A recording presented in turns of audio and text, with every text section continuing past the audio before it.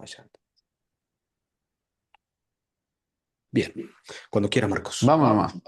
El saludo para la gente que está en el Zoom, así que bienvenidos. Gracias por invitarme, Carlos. Gracias por esas palabras. Bueno, no sé si es para tanto, pero lo aprovechamos porque en realidad en nuestra región formarse en el campo suicidológico me parece que no es común y entonces me parece que estamos proponiendo algo, no solamente yo, sino todo un equipo de trabajo y toda una institución incluso con un abordaje intersectorial, por ejemplo, con el ámbito privado, como lo es Espacio Nova. Así que me parece que está bueno para aprovecharlo, no solo para escuchar, sino también para aportar.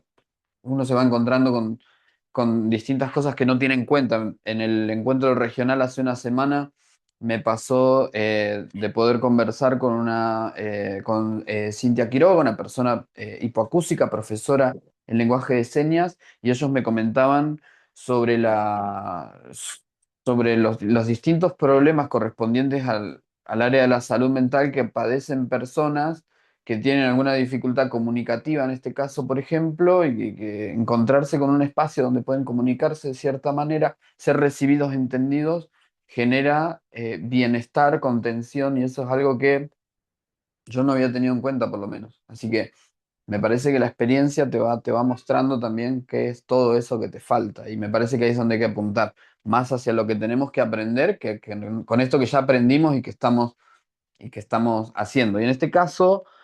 eh, este es un caso puntual que hemos trabajado en conjunto con el doctor Coronel, realmente difícil, complejo, no por las características de la persona, sino por toda la historia de vida de esta persona. Así que ahora vamos a ver un poquito de conceptos. Algunos ya me han escuchado hablar de proceso suicida, otros no, algunos leyeron el primer libro que yo escribí. Esta cosa que voy a compartir ahora es una actualización que va a salir en un libro el año que viene. Y bueno, vamos con eso primero. Voy a tratar de hacerlo cortito para que no nos detengamos tanto en esto, ¿sí? Eh, Proceso suicida es un concepto que proponen Páez y Álvarez, comienza en el 2014 y en el año 2023, 2024 y este 2025 han actualizado este concepto de acuerdo a la revisión de distintos casos para poder ampliar en etapas, fases y subfases este proceso que es tan importante de comprender, no solo para el ámbito terapéutico, sino como estrategia de psicoeducación. Páez y Álvarez son muy claros en eso, porque entender cómo una persona llega a generar ideación suicida es importante para poder empezar no solo a empatizar, no solo a poder plantearnos nuestro compromiso. No es solamente un problema de salud mental, sino es un problema que hay que abordarlo en educación, en el ámbito judicial, en el ámbito de seguridad, no solo para eso, sino para comprometernos fuertemente en lo que son los contextos habituales de las personas, pero también para poder empezar a proponer intervenciones puntuales de acuerdo a cosas que quizá no estamos registrando sin esta información.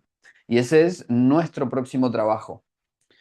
Nosotros vamos a presentar el año que viene en el Congreso de APSA una guía con recomendaciones terapéuticas y psicofarmacológicas para el abordaje de personas con comportamientos suicidas con respecto a este modelo. Es decir, transmitimos el modelo que es de Álvarez y de Páez, que va a salir en un libro en los cuales somos autores Olave, Páez y Álvarez el año que viene, pero bueno, el concepto es netamente de ellos y va a estar en ese material. El PowerPoint, si quieren, después se lo pasamos, no hay ningún problema. Miren, está dividido por etapas, cada etapa representada con un color. Los autores nos dicen que estos colores, en analogía con respecto al semáforo, nos van indicando un poquito, eh, si se quiere, la gravedad, la necesidad de las intervenciones o de la búsqueda de ayuda profesional. La primera etapa resolutiva se refiere al cómo las personas resuelven las vicisitudes que atraviesan a lo largo de la vida. La etapa 2 de autopercepción, ya en amarillo, un punto bisagra, nos va a indicar un momento puntual para reconocer y para buscar ayuda.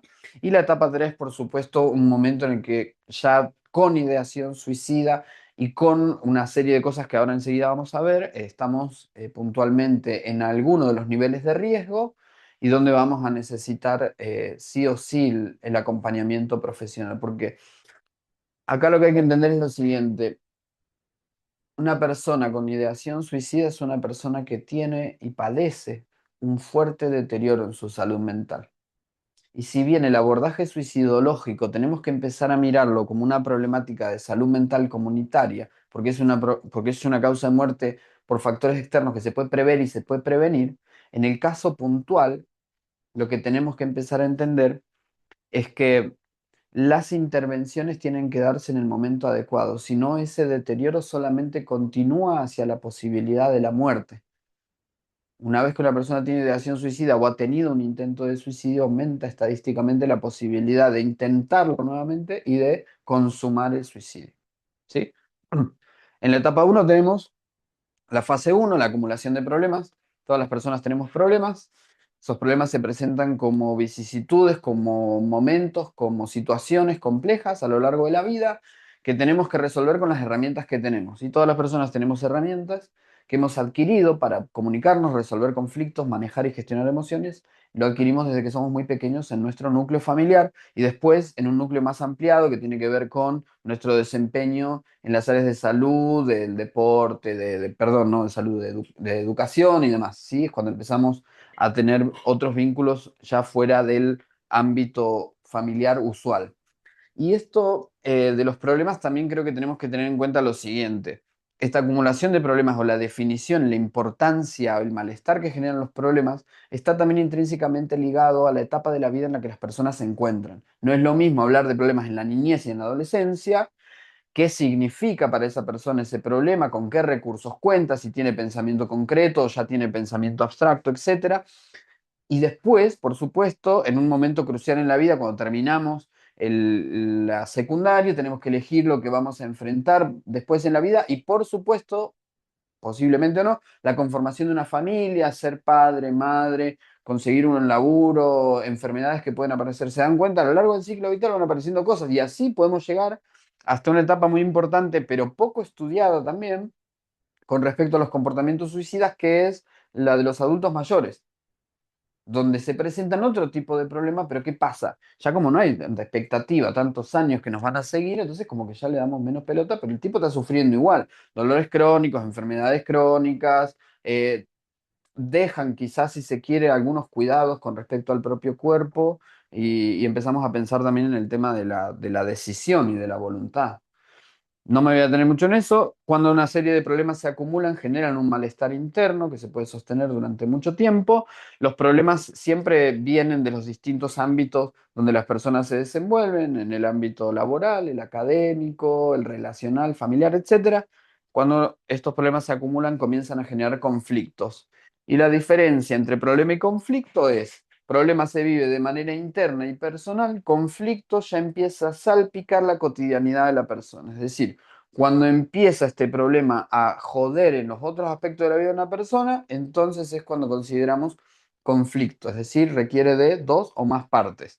Y Páez y Álvarez nos ofrecen esta clasificación en tres tipos de conflictos, que son los intrapersonales, donde la persona comienza a tener quizá conflicto consigo mismo, con sus valores, con su expectativa, con su autoeficacia. Ese concepto, guárdenselo, autoeficacia, es un concepto que yo me permití agregar en el material bibliográfico que va a salir el año que viene, porque me parecía muy abarcativo y muy ajustado para poder definir todo este proceso que se da cuando la persona empieza a percibir que al ser incapaz de resolver los problemas y los conflictos, comienza a sentirse incapaz de poder continuarlo. Es decir, como uno empieza a mirarse a uno mismo sin la posibilidad de resolver y de manejar eso que le va pasando. Y eso aumenta el sufrimiento. Si uno se siente que va generando estrategias y las estrategias son positivas para la resolución, se va sintiendo mejor y va encontrándole la vuelta. Si no, es como que estamos medio como conflictuados con nosotros mismos. Los interpersonales, naturalmente, eh, somos seres sociales, seres gregarios, existimos con los otros nos perciben, nos vamos comunicando, nos vamos definiendo y la forma en la que nos comunicamos va definiendo también los vínculos, en lo profundo y en la actualidad de los vínculos. Entonces los conflictos interpersonales van a empezar a ocurrir y es algo que tenemos que tener en cuenta porque pueden representar claras señales de alerta. Es decir, algo está pasando cuando la persona no tenía conflictos en general con sus vínculos habituales y de pronto comienzan a pasar. Entonces empezamos a decir, no, este se puso medio pelotudo, eh, está medio chinchudo, no, ya no le cabe una, qué sé yo. Es como que empezamos a mirar la falta en el otro, pero no estamos atentos. Y esto, ojo, porque en los distintos ámbitos pasa, en el ámbito educativo pasa, en el ámbito de salud pasa, en el ámbito laboral pasa, en el ámbito deportivo, recreativo pasa. Es decir, los comportamientos que vamos notando que se salen de esta normalidad que vemos en el otro, que representa un cambio cualitativo, son cosas que tenemos que tener en cuenta. Y los conflictos intragrupales, cuando ya estos conflictos empiezan a afectar las dinámicas grupales. Es decir, nosotros acá estamos formando un grupo, este grupo tiene una dinámica, hay alguien que lo está dirigiendo, pero de pronto, más rato van a empezar a ver manos, van a empezar a preguntar, a opinar y qué sé yo. La dinámica va a cambiar, pero en sí el grupo va a seguir siendo el mismo, solamente va a ir modificándose de acuerdo a los aportes. Ese mismo concepto es el que aplicamos al concepto de familia, al de grupo de amigos, al de grupo de trabajo. Eso está muy definido por la interacción yo tuve una formación en psicología sistémica y la psicología sistémica considera que este concepto del todo es más que la suma de las partes, eh, viene a describir básicamente toda la interacción humana. Nosotros las personas vamos generando vínculos, pero una vez que generamos el vínculo y sumamos nuestras totalidades, creamos otra cosa distinta, y esa cosa distinta se va modificando. Así es que cuando empezamos a tener modificaciones en los núcleos familiares, adhesión o alejamiento, exclusión de otras personas, también somos afectados. Por ejemplo, la pérdida de un padre, madre, de un hermano, una intervención que requiera la exclusión del hogar de alguien, o en el caso de las niñeces y las adolescencias, una medida excepcional en la cual un niño se pone a resguardo en un dispositivo, ¿se entiende? Todas las dinámicas se van modificando y esos son estos conflictos intragrupales de los cuales hablamos. Los conflictos intragrupales se pueden sostener durante mucho tiempo porque nuestra forma habitual de comunicarnos no la comprendemos hasta que no la podemos ver desde afuera. Eso es una realidad. En la fase 3 de crisis, eh, no sé si me estoy demorando mucho con esto, pero la crisis es un momento puntual en el cual todo lo que venía pasando ya no se puede sostener más. Es decir, todo esto que venía pasando, pum, me explotó en la cara, le explotó en la cara a alguien porque ya no se podía sostener más, y eso es la crisis. Viene a representar básicamente un cambio cualitativo en la cotidianidad de una persona. Todo eso que nos llama la atención es o podría llegar a ser una crisis. Puede ser un gran boom. Puede ser una persona que era tranquila, piola, dedicada al laburo, muy estudiosa, muy aplicada, y de pronto empezó a consumir sustancias, a tener comportamientos agresivos con otras personas, a romper vínculos de manera así muy tajante y repentina, cosas que llaman mucho la atención, muy estruendosas. Por ejemplo, problemas en el ámbito laboral, cagarse a trompadas fuera de un boliche, pelearse en la escuela, o por otro lado pueden ser cosas un poco más sutiles que pueden tener que ver con un cambio que si uno no está atento no va a notar, pero puede ser la merma en el desempeño académico, laboral, el desinterés por actividades que les generaban algún tipo de bienestar, la finalización o el alejamiento o el enfriamiento de ciertos vínculos que la persona sostenía y le hacían bien. Y si ustedes se fijan, todas esas cosas que estamos nombrando se consideran signos de alarma en el proceso suicida. Ustedes entran a la página de IAS, OMS o Ministerio de Salud de la República Argentina, y esos son los signos de alarma que nos ofrecen para darnos cuenta de que hay algo en la cotidianidad de la persona que no está bien, y tenemos que empezar a pensar o mínimamente preguntar si hay ideación suicida, idea de muerte, o si ha habido intento de suicidio, o si está pensando o planificando. Ahora bien, ¿en qué nos ayuda este concepto que nos empieza a ordenar cuándo empiezan a aparecer? Porque si ustedes se fijan, esa información que nosotros contamos está como medio suelta, dispersa. Yo entro a la página y digo, acá están los signos de alarma.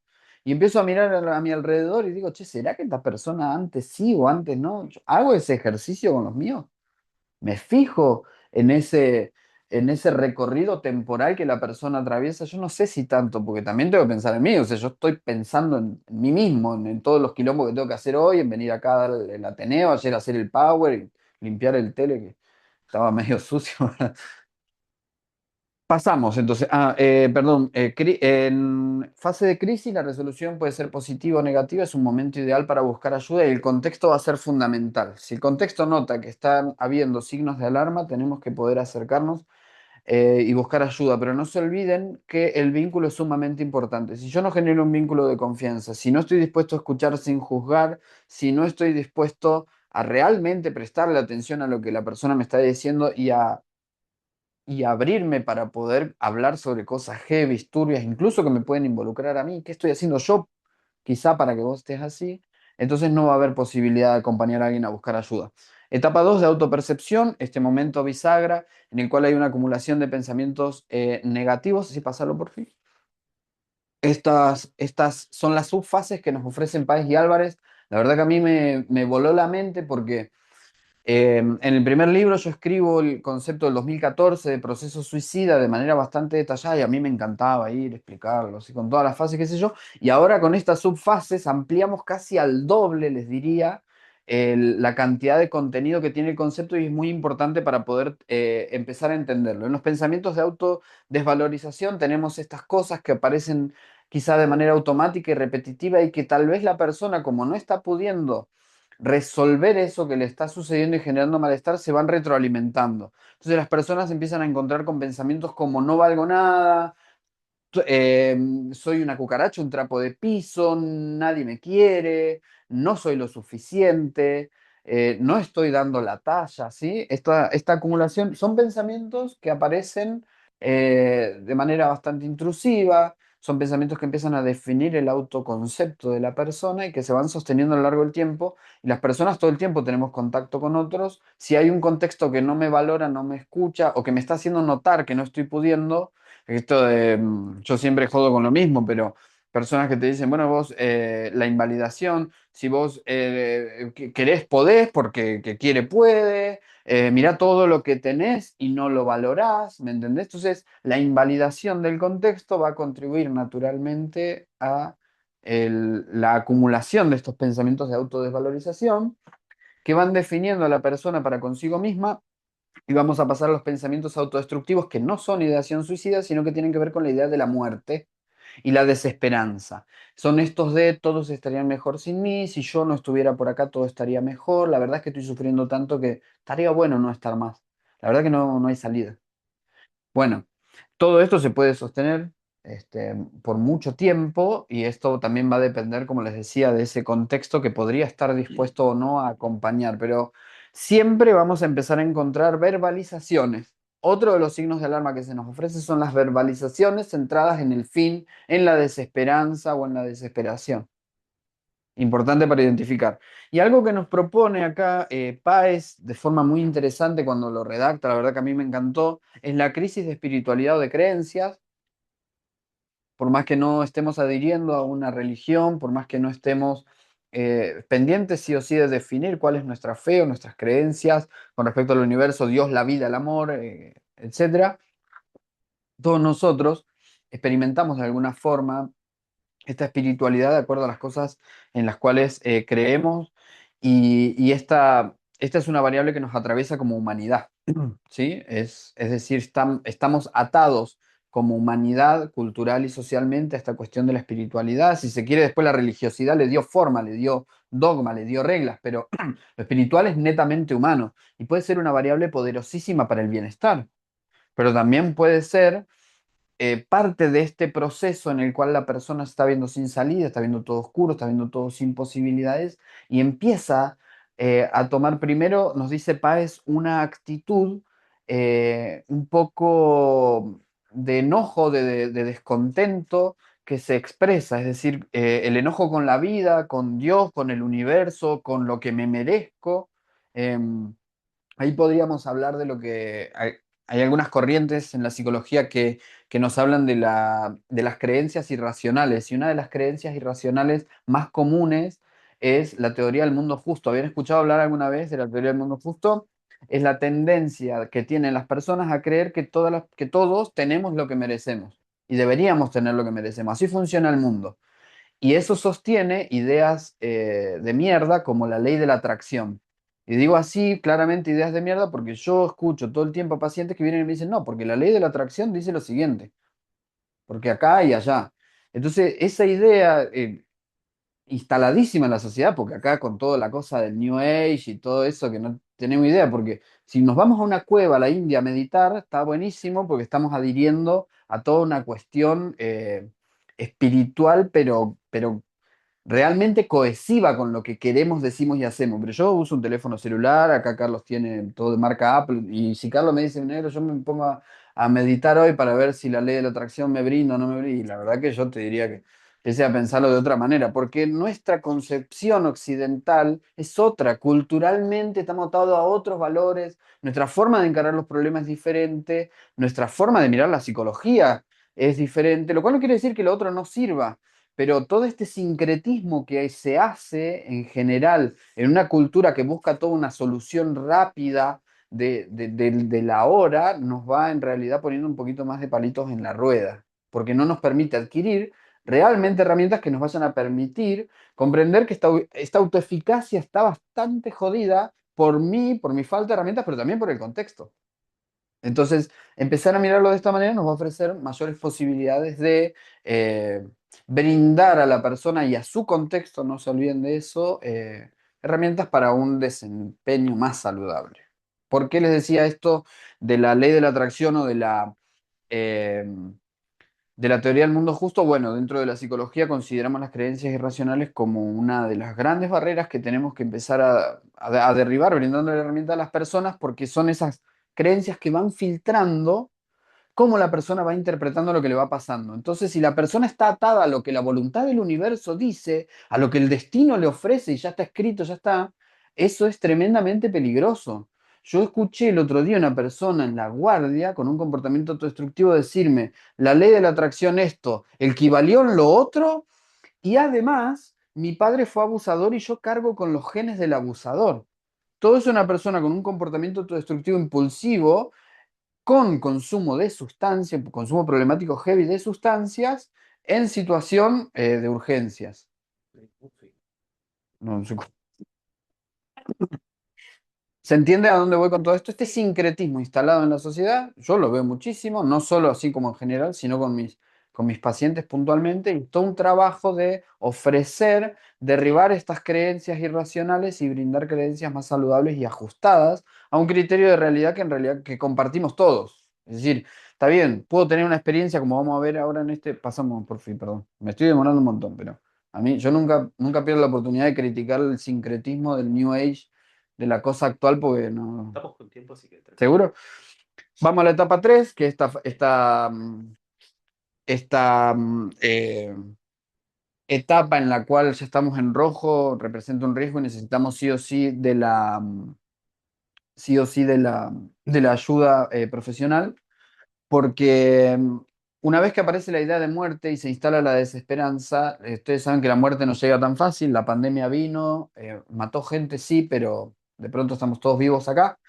Así que no es tan fácil esperar a la muerte, así que bueno, en algún momento se puede instalar la idea de provocar la propia muerte, pero algo que tenemos que entender con respecto al proceso suicida es que se trata de terminar con el sufrimiento.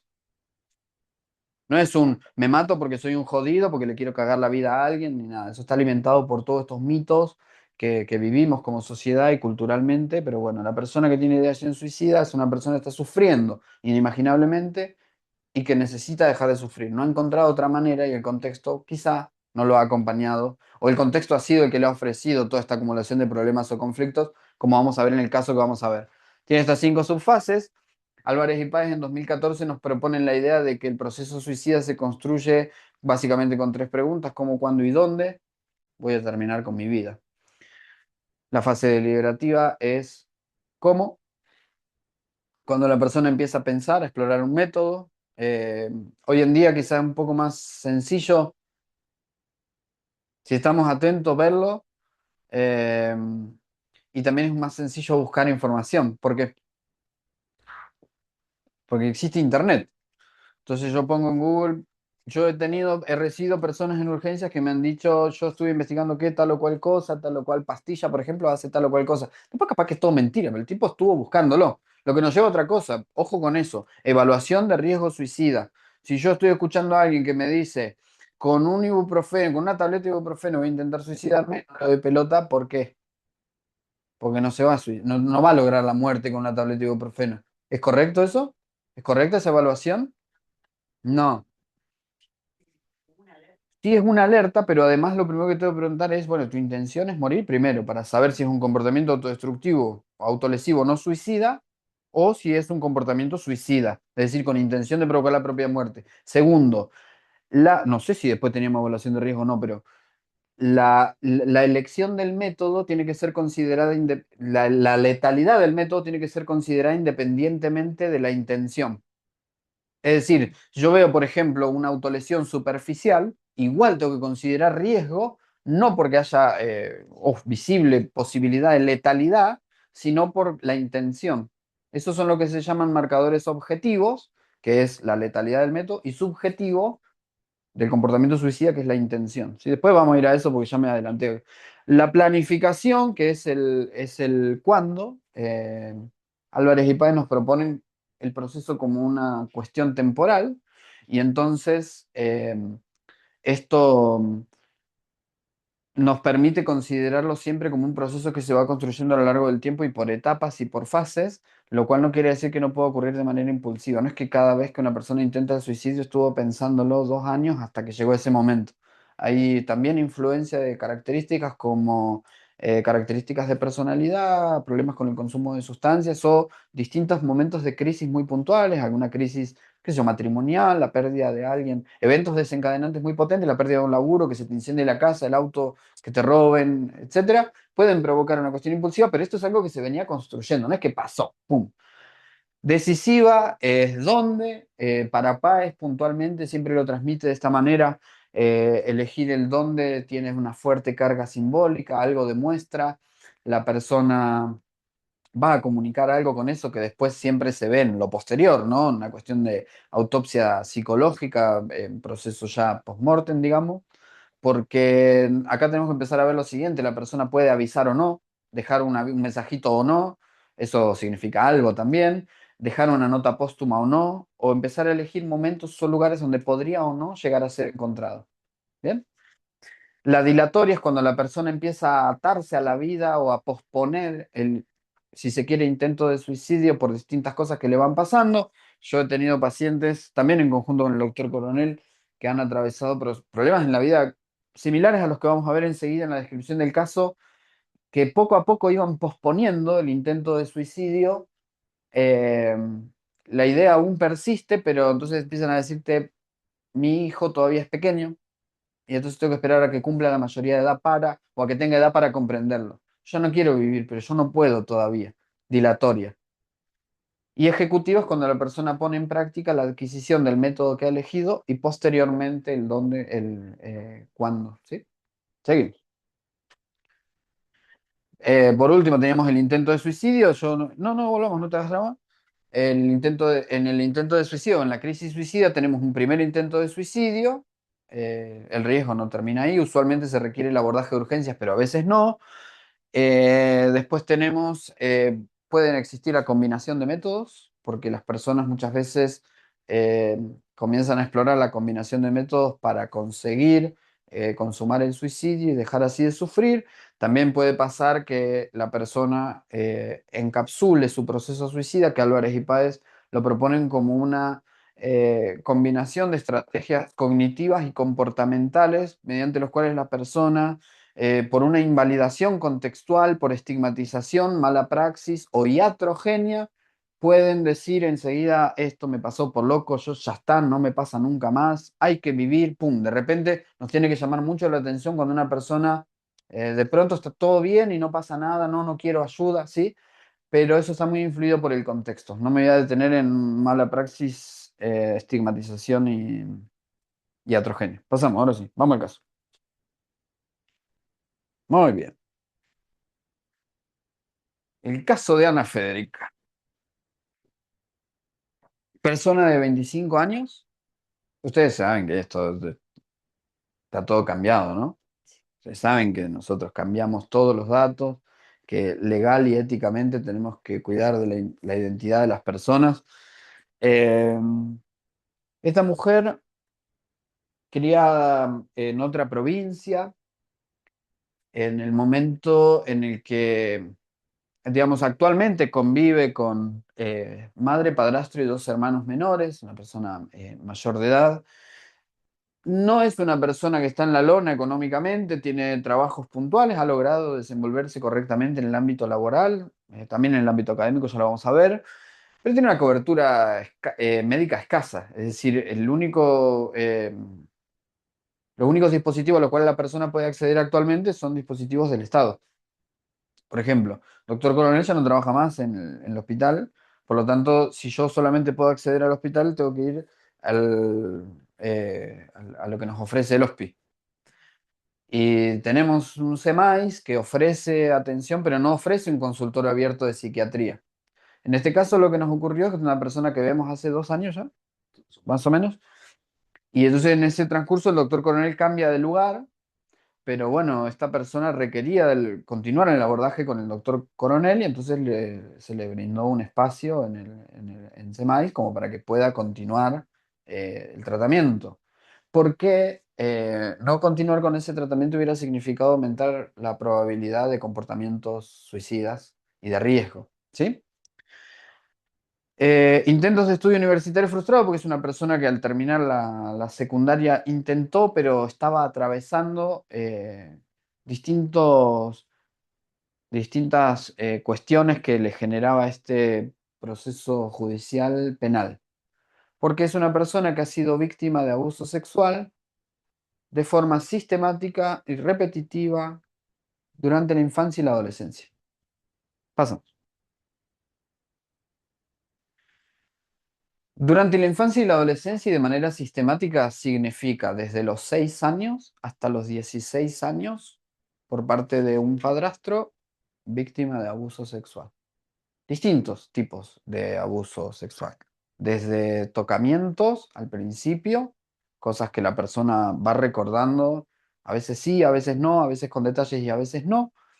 Y después, obviamente, con penetración, es decir, con acceso carnal y obviamente otro tipo de comportamientos que acompañan este abuso sistemático que tienen que ver con la amenaza y con violencia intrafamiliar, porque además mamá era víctima de violencia en ese contexto, ¿sí? Y en este caso, mamá durante un periodo de tiempo, durante la infancia y la adolescencia, esta persona trabajaba con horarios fijos y este padrastro tenía un laburo más independiente, ¿sí? Y las amenazas sistemáticas para la continuidad de las situaciones de abuso es esto que quizá algunos de ustedes ya han escuchado, pero no haríamos mal en nombrarlas, que tienen que ver con nadie te va a creer, si vos decís algo yo los mato a todos, te voy a echar la culpa, esto también tiene que ver con lo que vos estás haciendo, porque vos no estás diciendo nada, así que vos sos cómplice. Y todo esto, imagínense así a lo largo de la infancia y la adolescencia. Y esta persona se desarrolló siendo víctima de esta de este hecho traumático. Vamos con el siguiente. Ah, estamos desordenados. Bueno, sí. Bueno, no me gusta leerlos a mí, pero me parecía importante compartirles así esta información un poco más detallada sobre este caso, los cambios notorios que tuvo esta persona en el comportamiento durante su niñez. Ahí los pueden leer. ¿Alguno de ustedes había visto alguna vez o estuvo en nuestras charlas sobre prevención y detección de abuso sexual en la infancia? Cambios comportamentales, puede haber enuresis o encopresis, eso como cuestiones más médicas, como signos de alarma que el doctor Carlos Coronel nos decía, ¿no? Transmisión, diagnósticos por enfermedades de transmisión sexual que no se pueden transmitir de otra manera, ¿sí? Consultas recurrentes por dolores y demás en los servicios de urgencia o en el ámbito pediátrico, del ámbito privado también, pues no se olviden que hay todo un contexto que sostiene de manera sistemática esto, ¿sí? Entonces, obviamente el abusador va eligiendo dónde sí, dónde no para. Pero, ¿saben qué pasa? El cambio en el comportamiento, que en este caso es para los abusos sexuales, tenemos un niño, eh, un, un Alfonso que se comporta de manera, te uso de ejemplo, ustedes notan un niño que se comporta con otras personas de una manera muy natural, que tiene una forma de vincularse muy saludable, que podríamos incluso inferir que logra sentirse seguro con personas desconocidas, que ha sido acompañado saludablemente en el desarrollo para poder adquirir esas habilidades sociales que seguramente van a seguir creciendo y volviéndose más saludables. Lo notamos. Un evento traumático va a generar un impacto en ese comportamiento que se notaba saludable, donde antes había un niño dispuesto a jugar, donde antes había un niño dispuesto a relacionarse. Escuchen esto, a festejar los cumpleaños, el propio o el de los otros, con alegría. De repente, retraimiento, aislamiento, escasa calidad y cantidad comunicativa, ¿sí? Esto me decía esta persona. Yo me acuerdo ahora, de grande, que a mí me gustaba festejar los cumpleaños y de repente no los festejé más. Sufría el cumpleaños. Pero además yo, que me hacía pis en la escuela, estaba sentada en el banco y la maestra eso no lo vio. Se vio el cambio en un niño. Está bien, yo no trabajo con niños tampoco en lo cotidiano, pero yo digo, escúchame, todos deberíamos tener esta información, la podemos buscar, podemos acceder a Internet. Y entonces, ¿qué está fallando? La detección en un sistema que debería estar entrenado para detectarlo. También fue en otro lugar y fue en otro momento. Había menos información, no sé si había acceso a Internet para todo el mundo o no. Pero lo que yo quiero decir es lo siguiente, a ver, para poder prevenir tenemos que formarnos todos. Y la detección en este caso falló. Y esto yo no lo sé, pues no tengo el dato, pero seguramente hubo necesidad de acceso a servicios de urgencias o a servicios médicos, como ha pasado en otros ejemplos como los que pongo en el libro, donde también los servicios de urgencias y los efectores de salud no hicieron ni las recomendaciones ni las denuncias correspondientes, y probablemente tampoco una entrevista que pueda empezar a discernir qué pasa con este cambio en el comportamiento o qué pasa con estas cosas que no deberían estar pasando a nivel corporal. Y en la adolescencia, pensemos en una persona que seguía sufriendo el abuso sistemático, problemas con la autoimagen, inicio de trastornos con la conducta alimentaria que iban y venían, descuido en el cuidado corporal, no solamente con respecto a la salud y a controles, que yo nunca vería un ginecólogo, sino también con respecto al el aseo y la vestimenta. Eso es muy importante tenerlo en cuenta. Yo veo a alguien que de pronto realmente se nota que está descuidando, no como yo que soy un croto porque soy croto, por lo menos vengo limpio, pero uno puede empezar a darse cuenta de personas que están teniendo más, porque acá viene la otra cosa, no, pero el adolescente no, porque por todo el cambio del cuerpo y por empezar a reconocer el cuerpo distinto se baña menos. Bueno, no, pará. Hay un contexto, ¿viste cómo se alimentan los mitos por esta información que circula de que el adolescente adolece y todo eso? No. Tenemos que empezar a mirar porque el cuidado del propio cuerpo también tiene límites saludables o no saludables de acuerdo a el contexto en el cual estamos viviendo, ¿sí? Entonces empezar a mirar eso como signo de alarma también es necesario. Y esta persona además estaba sufriendo violencia sistemática en el ámbito educativo, algunos lo llaman bullying. Después hay un cambio en eso porque la persona, bueno, sale de ahí, la cambian de colegio y puede comenzar a tener vínculos un poco más cercanos y saludables. Quizá eso le haya salvado la vida en ese momento. Y bueno, la ideación suicida era persistente, pero no estaba presentando en ese momento autolesiones ni intentos de suicidio. Y eso a partir de las entrevistas sostenidas con la persona, por ahí pudimos determinar, no sé, ¿alguna vez ustedes escucharon hablar de la ideación suicida egosintónica o egodistónica? ¿Qué querrá decir eso? Que es propia, egosintónica o que viene de afuera y se sufren de manera diferente, porque cuando viene de afuera molesta mucho. Y cuando es egosintónica, como es muy propia, es como, se sufre obviamente, pero es como natural, porque me está pasando a mí, yo de verdad no quiero vivir. Entonces imagínense una persona que desde la infancia se ha criado, ¿sí? Eh, claro, viene de afuera, son pensamientos intrusivos y repetitivos que la persona no reconoce propios. Ego distónico. Ego yo, distónico de afuera, no propio, ¿sí? Y ego sintónico es propio. Esto nos habla por ahí de algo, un concepto que les vamos a compartir ahora enseguida, que tiene que ver con el desarrollo del trauma complejo. Eventos traumáticos durante la infancia y la adolescencia generan un tipo distinto de trauma que el que nos pasa cuando somos adultos. Es decir, si yo sufro un abuso sexual ahora que tengo 33 años, seguramente va a ser incluso hasta motivo de consulta en el ámbito de la salud mental, horrible, y puede generar mi ideación suicida y todo dependiendo de mis herramientas para poder manejarlo. Pero no va a ser lo mismo que si hubiera sufrido abuso sexual durante la infancia y la adolescencia. ¿Se les ocurre por qué?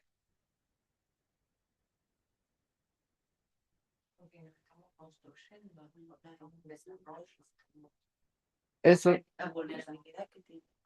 esa es la respuesta. Nos estamos desarrollando. No solamente el cerebro se está desarrollando, que es cuando tiene un crecimiento gigantísimo, incomparable a otras etapas de la vida, sino que se están desarrollando características o se están fortaleciendo características de lo que va a ser la constitución de la personalidad y puntualmente el autoconcepto, la autoimagen correspondientes a otro concepto más grande que es la autoestima.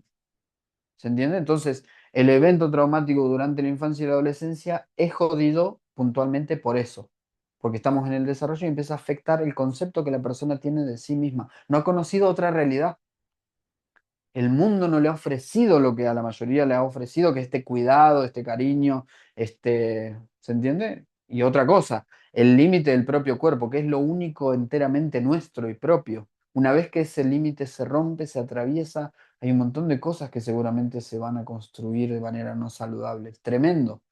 Imaginemos, si a mí me costaría con 33 años un niño que no tiene nada de conocimiento del mundo, de los vínculos saludables, de cómo resolver un problema, cómo resolver un conflicto, cómo manejar mis emociones, quién soy, cómo me siento, este es mi cuerpo. ¿Qué le va a generar este evento traumático, sobre todo si es de manera sistemática? ¿Sí? Sí. Hacia el final de la secundaria, la persona cambia de colegio, mejora la calidad vincular, quizá eso yo pienso que eso en ese momento le ha salvado la vida. Y una mejor mirada sobre sí misma y el cuidado personal, ahí la persona comienza a reconocer que más o menos a los 16 años comienza como a vestirse más como a gusto y sentirse linda, si se quiere. Eh, de hecho, igual la persona nos comentaba que, imagínense, ¿no? Plena adolescencia, los chicos se le acercaban como proponiéndole, te quiero conocer, qué sé yo, no podía, no podía vincularse. De hecho, incluso hasta tenía tanta desconfianza que pensaba, me están boludeando o me va a pasar algo.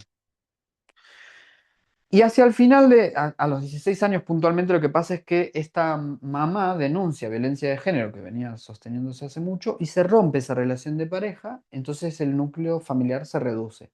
Y ahí la persona como que siente alivio, pero decide no denunciar el abuso sexual. Sí,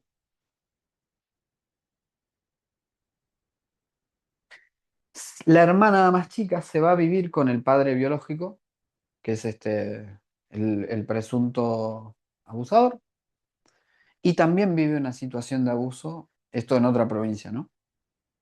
Con lo cual esta niña lo comunica y para que le crean, ella decide romper el silencio y denuncia también.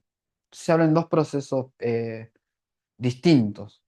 Uno por la hermana, que al final se concreta, la persona es declarada culpable y cumple algunos años de prisión, después es liberada, y un proceso penal actual que avanza todavía, en el cual esta persona es la víctima, ¿no? Y obviamente para que le crean a esta hermana, ella habla. Y ahí cuando habla es donde aparece toda la sintomatología del trauma complejo. Ahora vamos a hablar de trauma complejo. Encima se enfrenta al proceso penal y pone el acusado un perito de parte que invalida, según lo que cuenta, lo que la persona dice. A vos no te abusaron. Punto. Vos estás mintiendo. Entonces la persona que nunca había ido con un psicólogo, nunca más quiso ir con un psicólogo por lo que le pasaba, por tener ideación suicida y por toda la sintomatología que presentaba ya a esta altura con autolesiones, Porque si esa psicóloga ya le dijo eso y la hizo sentir así, entonces ¿cómo voy a ir al psicólogo si nadie me va a creer? Porque ustedes piensen en lo siguiente, yo cuando voy al psicólogo pienso en que voy buscando ayuda, pero a veces la gente va buscando otras cosas al psicólogo, como no sabes bien qué vas buscando. Si no te reciben bien, es decir, si no crean un vínculo, confianza, como para poder construir un problema y establecer una estrategia, difícilmente puedas confiar tu malestar, lo que te está pasando, en las manos de un desconocido. Entonces eso es importante. De hecho, ayer, por ejemplo, yo recibí una consulta para, no, necesito una pericia de parte, me dijeron. Bueno, a buscarlo en el privado porque yo acá atiendo gente que necesita ayuda. Eh, Comienza a experimentar autolesiones y ideación suicida sin comentarlo, todavía lo escondía. ¿Qué pasa? Seguimos. La persona empieza a somatizar el malestar, empieza a tener otro tipo de problemas que requieren de consultas médicas. Me empieza a doler mucho la panza, me empieza a doler mucho el pecho, me empieza así. Malestares que incluso significaron internaciones, porque no se encontraba la causa. Y en una de esas que no se encuentra la causa, piden interconsulta con psicología, porque no se encontraba la causa, y toma contacto puntualmente conmigo, que fui la persona que hizo la evaluación. Y a mí me pasó algo puntual con este, que yo me di cuenta enseguida que había algo que pasaba, no puntualmente la causa, pero sí me di cuenta de que esta estrategia cognitiva y comportamental de ocultar este malestar tenía algo muy, muy detrás, un dolor muy profundo detrás. Y entonces pregunté directamente, ¿vos experimentaste o estás experimentando ideación suicida? Y la persona se quebró. Fue una mezcla entre alivio por poder contarlo. Bueno, yo me tomé 1 hora y media para esa primera evaluación, me acuerdo, y expliqué proceso suicida y expliqué, después hablamos del abuso sexual sistemático y bueno, obviamente no saben el alivio que le genera a una persona decirle, si a vos te pasó todo eso en la vida, ¿cómo no te vas a querer morir? O sea, yo creo que cualquiera en tu lugar estaría experimentando ideación suicida, demasiado que estés acá. Bueno, sale de internación, comienza, sí, un tratamiento. No, ahí nos quedamos. En el de atrás. Listo. Muy bien. Bueno, yo me estoy formando en trauma complejo actualmente y esto es algo que me sirvió, entre otras cosas, para este caso. Porque llega un momento en el que uno se empieza a quedar sin herramientas. Uno empieza a trabajar con la persona que tenía ideación suicida persistente. Es decir, no había forma de que la persona, con todas las estrategias que uno puede llegar a proponer, eh, uno empieza a hablar del evento traumático, empieza a validar. Yo hasta ese momento no sabía bien lo que estaba haciendo con nombre. Ahora les voy a contar algunas de las cosas como la validación radical, por ejemplo. Eh, Validamos el trauma, la persona puede contarlo abiertamente, lo cuenta a su tiempo, no puede hablar con el contexto sobre esto, entonces le empieza a costar muchísimo manejar el malestar, porque además hay una serie de características que son síntomas psiquiátricos que tienen que ver con la taquipsiquia o la rumiación de pensamiento y estas ideas intrusivas, que además de la ideación suicida, tiene que ver con otras ideas, como lo pueden ser la culpa. Escuchen esto, si yo hubiera hablado antes, a mi hermana no le hubiera pasado. ¿Por qué tengo que enfrentar un proceso penal ahora si yo pude haber hablado antes y salvarme de años de abuso? ¿Por qué mi mamá no me cuidó? ¿Cómo nadie se dio cuenta en la escuela que yo me hacía pis en la escuela o tuve este cambio en el comportamiento? Imaginen todo eso pasando al mismo tiempo con una persona que hasta las 2 de la mañana no se puede dormir y cuando se logra dormir a las 2 de la mañana, a las 4 ya se despierta otra vez con el mismo malestar.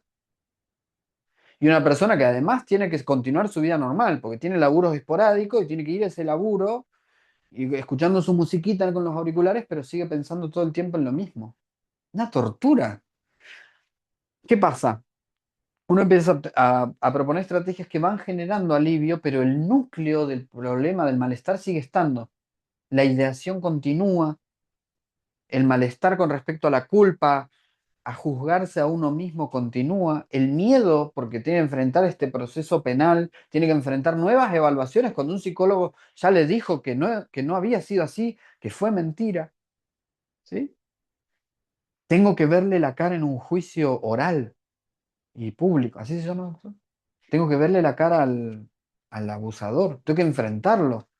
Imagínense todo eso pasando cuando en realidad nuestro primer objetivo, cuando una persona tiene ideación suicida, tiene que ser evaluar ese riesgo, trabajar con la familia para identificar cuándo, cómo y dónde buscar ayuda en situaciones de urgencia y establecer un plan de seguridad. Porque si no salvamos esa vida, después no podemos hacer nada. Entonces, lo primero que tenemos que hacer es trabajar sobre ese riesgo que está presente. ¿Cómo lo hicimos?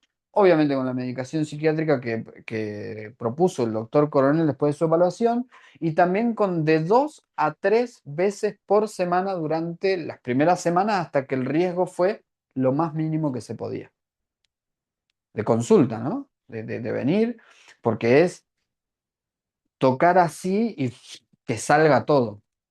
No, para mí, en mi opinión, 1 vez por semana ahí Iba las 2 o 3 veces iba por las 2 o 3 veces semana. por semana. Táctica que, bueno, tal vez tenés que venir 1 o 2 veces por semana y un poco más. No, sí, iba, el malestar era muy. Y además sí había un contexto que acompañaba. Ahora vamos a hablar un poquito sobre eso. Vuelvo acá a trauma complejo. Este señor Bojus, que la verdad a mí me voló la mente, lo que propone en su estrategia terapéutica que se llama DBT-PTSD, es decir, tratamiento dialéctico conductual para el trastorno de trauma complejo. El complejo se agrega puntualmente por lo que decía la licenciada Sosa.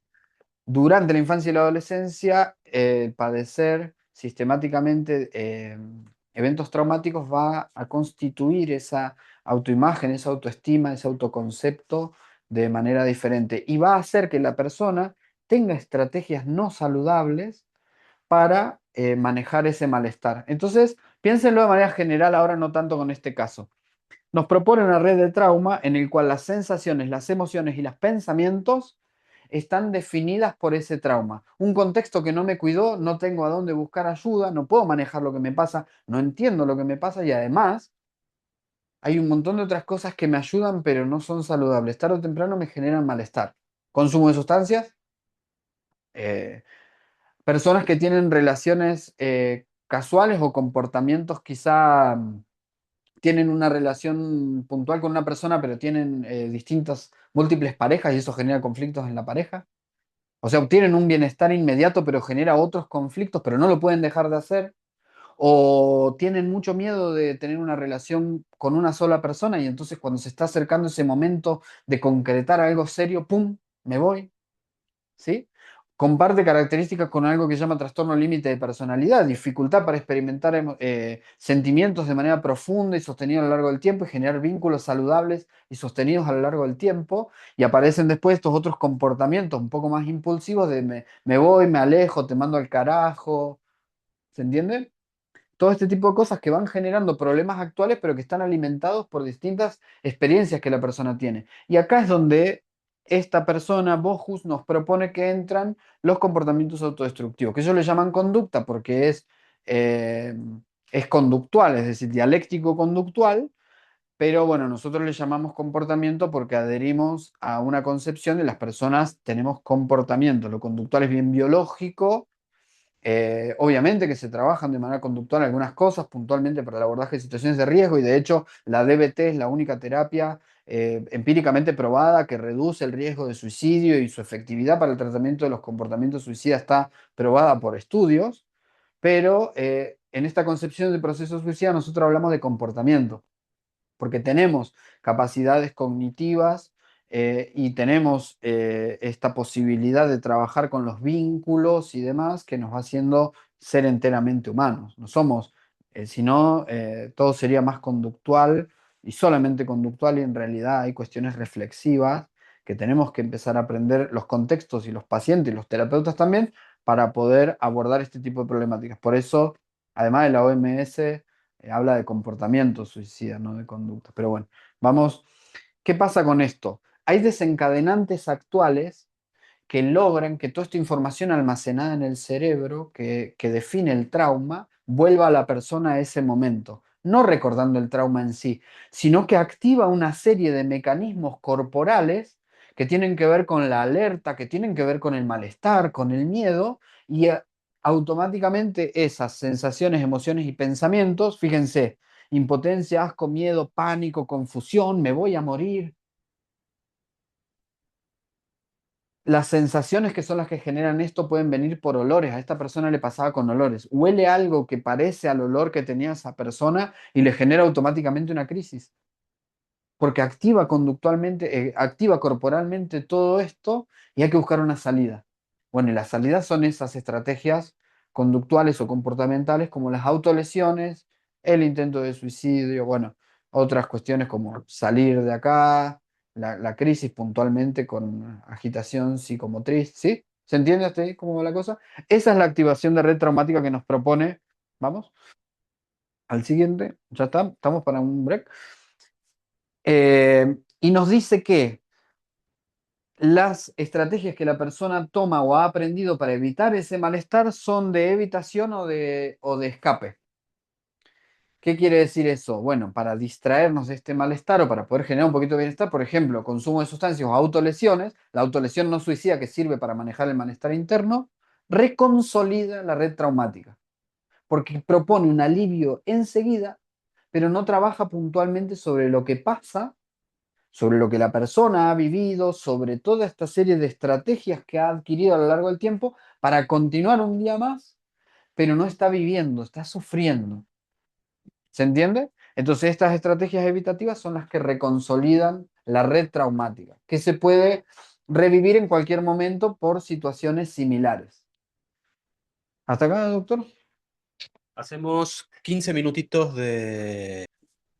Les había adelantado un poquito sobre las características al inicio del tratamiento con esta persona. La ideación suicida era persistente, es decir, no había momento o no había días donde no existe ideación suicida, por lo cual uno tiene que poder evaluar algunas características de esa ideación suicida en cuanto a la frecuencia, la intensidad, si son egosintónicas o egodistónicas, si son varias características que se evalúan con respecto a la ideación suicida, si es que son vagas o son definidas. ¿Se acuerdan que habíamos visto el cómo, cuándo y dónde en las subfases de ideación suicida? Todo eso lo tenemos que poder conocer porque es lo que nos va a servir para evaluar el riesgo.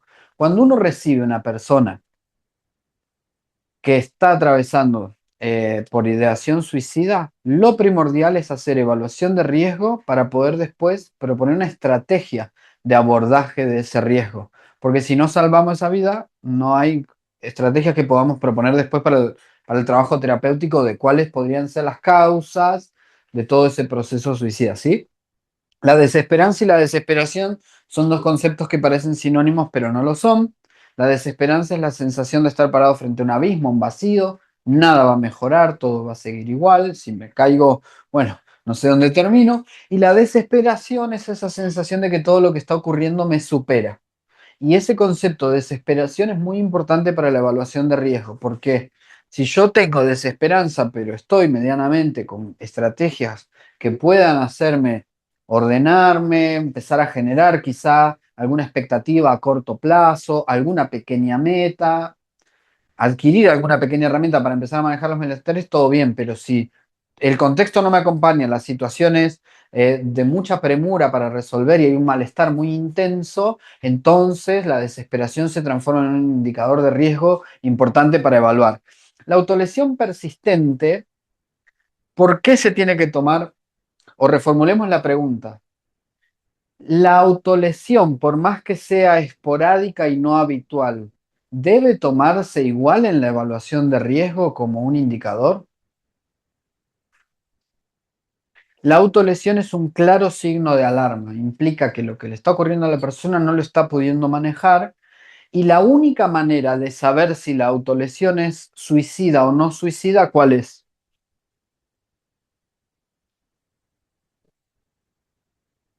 Preguntando. Si- Perdón, ¿puedes repetir la pregunta? ¿Cuál es la única manera de saber si una autolesión tiene como finalidad terminar con la vida o no? La autolesión es toda acción por la cual un individuo se daña a uno mismo, independientemente del porqué y de la finalidad. Los porqués son las causas, qué es lo que te llevó a autolesionarte, y la finalidad es suicida o no suicida. sea, ¿lo hago para manejar un malestar o lo hago porque quiero terminar con mi vida? ¿Cuál es la única forma de saber eso? Preguntando. No hay manera de saberlo porque la única que te puede contestar es la persona. Y Yo mu- me imagino de un corte o algo por el estilo, pero después es, no importa cómo sea el corte, lo único que sabe que va a ser determinante es la persona que está contra su propio cuerpo. Perfecto, ese tiene que ser el criterio, pero sepan que no todos utilizan estos criterios para poder evaluar el riesgo en la autolesión. Y de hecho no necesitamos llegar a una guardia o al hospital para poder preguntarlo. Tenemos que poder preguntarlo en cualquier contexto. Obviamente no voy, che, reviso el brazo y le digo, ah, mira, te cortaste, que te querías morir. No, tengo que poder generar un contexto privado, de confianza, un contexto en el cual yo esté utilizando mi vínculo desde la preocupación por el otro y desde el cuidado. Che, estoy preocupado por vos, estoy notando que esto, el otro día no te quise decir nada, pero hoy noto que está pasando nuevamente.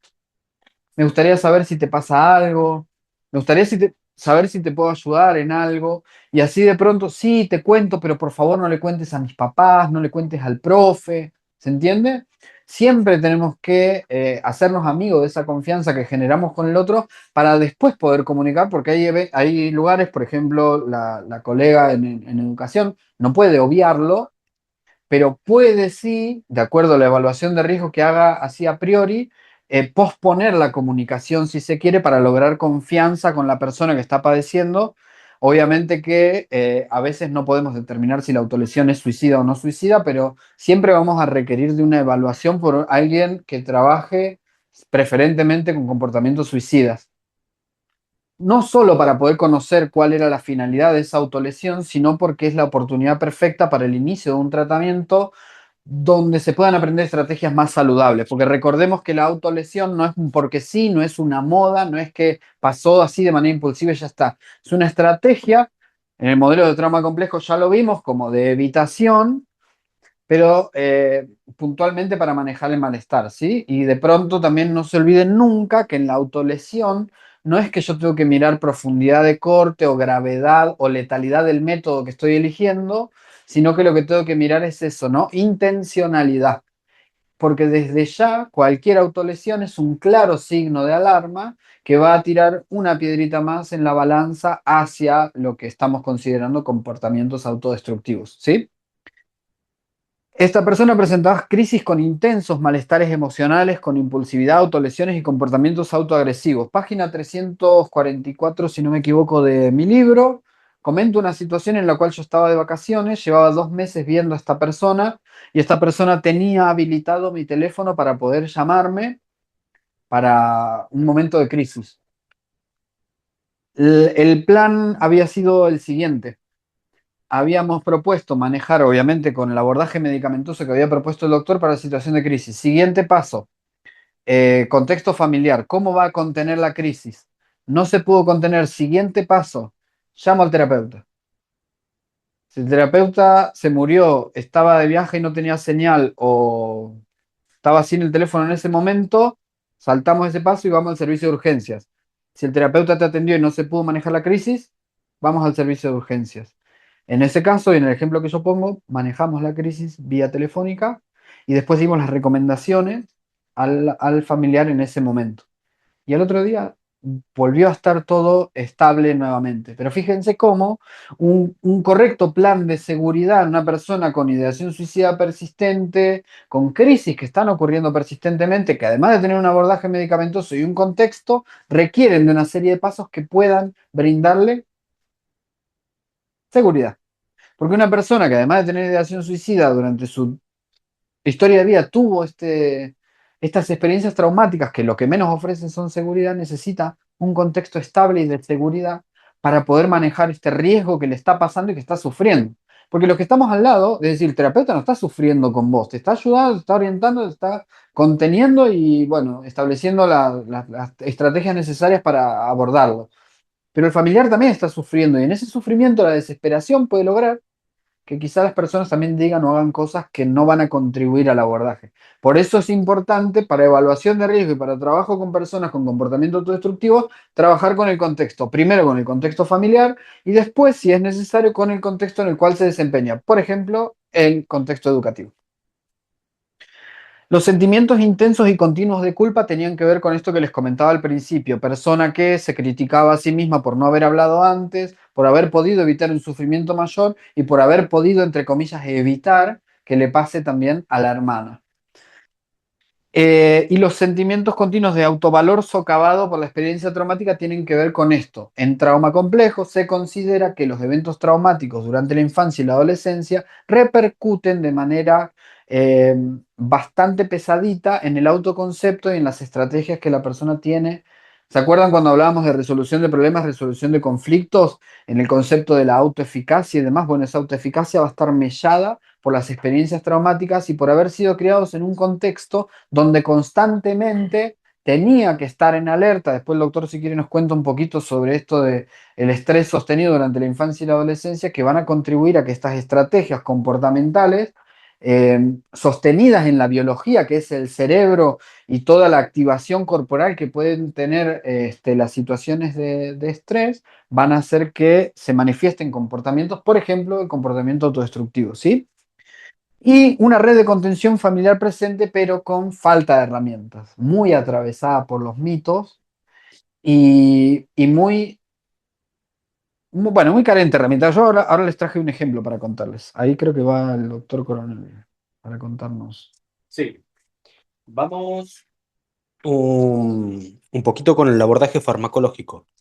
Hay muy pocas, cuando uno empieza a trabajar estrategias farmacológicas o el armado de una red de tratamiento o recomendaciones en relación a los eventos relacionados con las crisis suicidas, hay muy poco material bien desarrollado, bien pautado.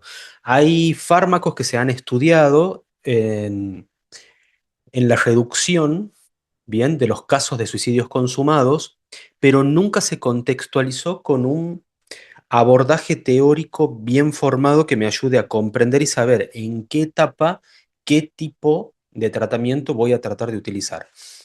Eh, por lo tanto, el tratamiento, cuando uno habla de un proceso suicida, siempre va a estar relacionado con la urgencia.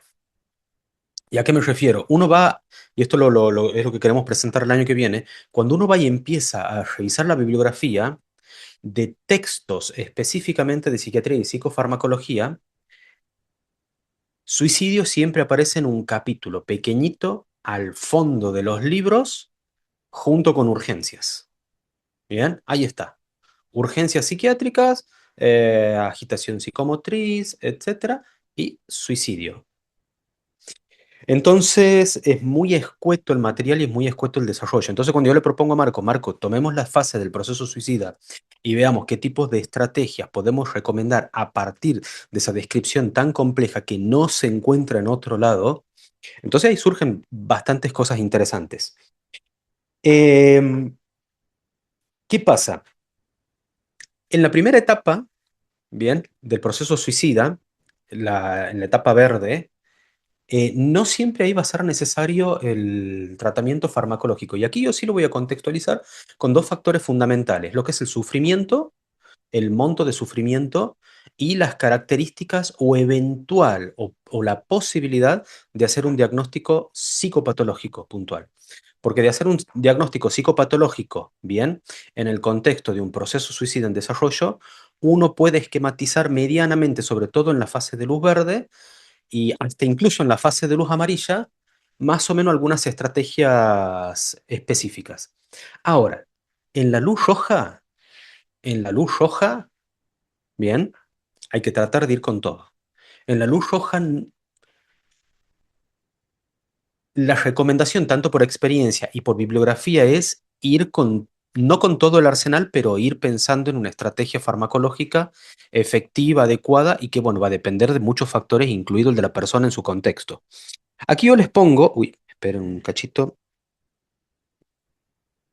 Aquí yo les pongo, por ejemplo, lo que es la primera partecita, recomendación en crisis. Luz roja, sobre todo luz roja cuando hay ideación intensa, cuando hay alguna crisis, cuando hay fenómenos de desesperación.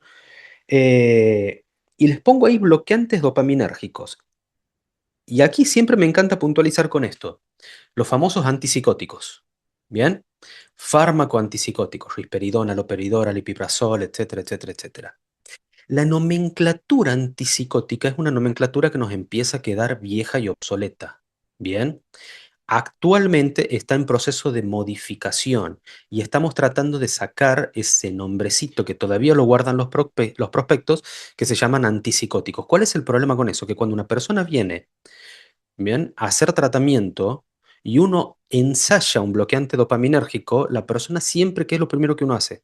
Agarra y saca el prospecto y mira, antipsicótico indicado para la esquizofrenia y para la...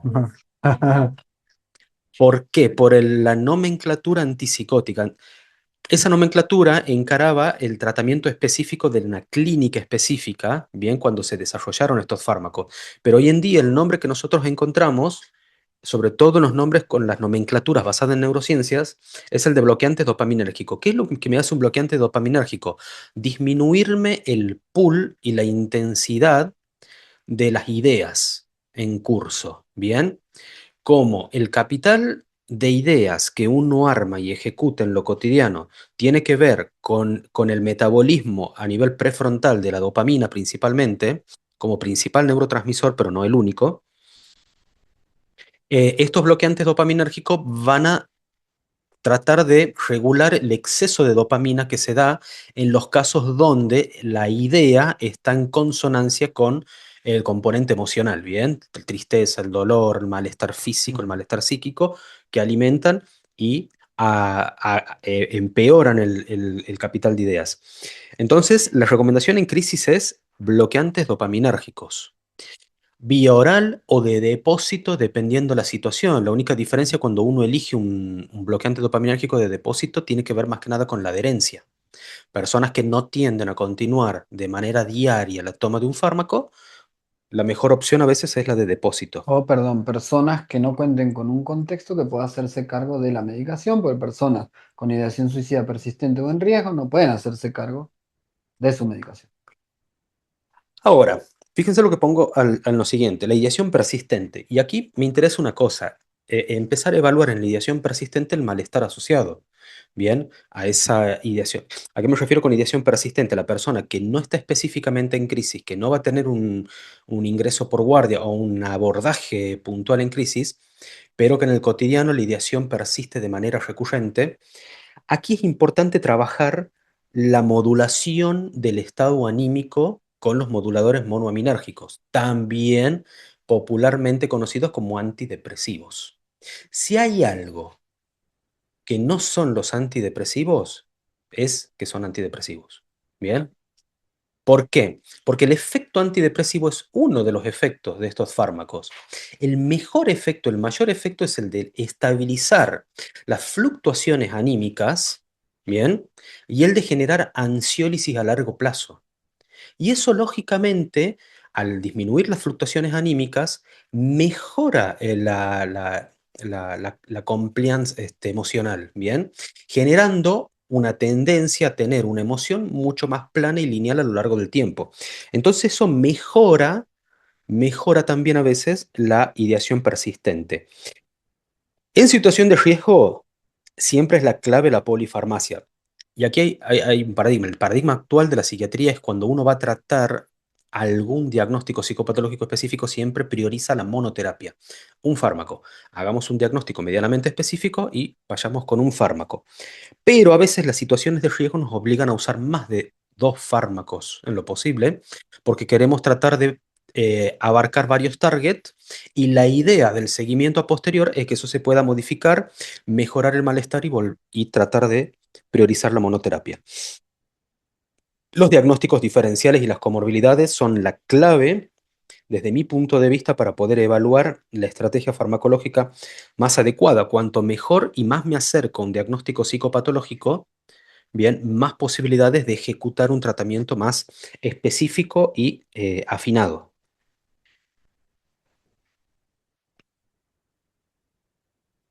En este caso,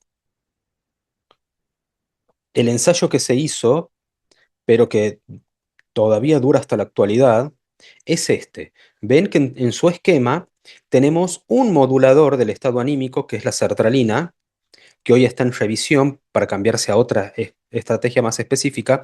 Tenemos dos bloqueantes de dopamina con distinta potencia, bien, y una benzodiazepina para tratar de regular de manera aguda las crisis que conllevan un monto de ansiedad tremendo. Pero lógicamente, cuando uno empieza a considerar otras propuestas, como la motrigina, litio u otros medicamentos, es porque está tratando de afinar un poquito mejor cuál es el diagnóstico psicopatológico probable, bien, que me podría llevar a un ensayo un poco más preciso con respecto al tratamiento. ¿Qué nos dicen las guías? Bien, ¿qué nos dicen las guías? ¿Qué nos dicen los estudios basados en evidencia? Que hoy los fármacos que mayor perfil tienen para trabajar la ideación suicida persistente en la actualidad son el litio y la clozapina. Bien, litio y clozapina es como que van a la cabeza. ¿Cuál es el problema con esas dos estrategias? No, todavía no. El costo, la accesibilidad. Los efectos colaterales, el litio es buenísimo. El problema del litio es que tiene un margen terapéutico muy estrecho. Y una persona que está en riesgo o está en crisis, bien, con ideación suicida persistente, una dosis generosa de litio puede mandarlo a la terapia en un comal, pero en un pestañeo. Bien, tiene un margen muy estrecho y alcanzar dosis tóxicas a nivel neurológico es muy fácil. Al igual que la clozapina, uno de los riesgos que tiene es la granulocitosis, que los glóbulos blancos se te van al piso. Entonces son dos fármacos muy eficaces pero muy complejos en el uso cotidiano. Bien, a diferencia de, por ejemplo, la quetiapina, no es tan eficaz como los otros dos, pero la quetiapina me puedo tomar 3 cajas de quetiapina y no me va a mandar a la terapia. Tiene un margen de dosis un margen de seguridad muy estrecho. Entonces, todas esas cosas hay que poner en juego a la hora de establecer una estrategia terapéutica que implique un tratamiento farmacológico en relación a esto.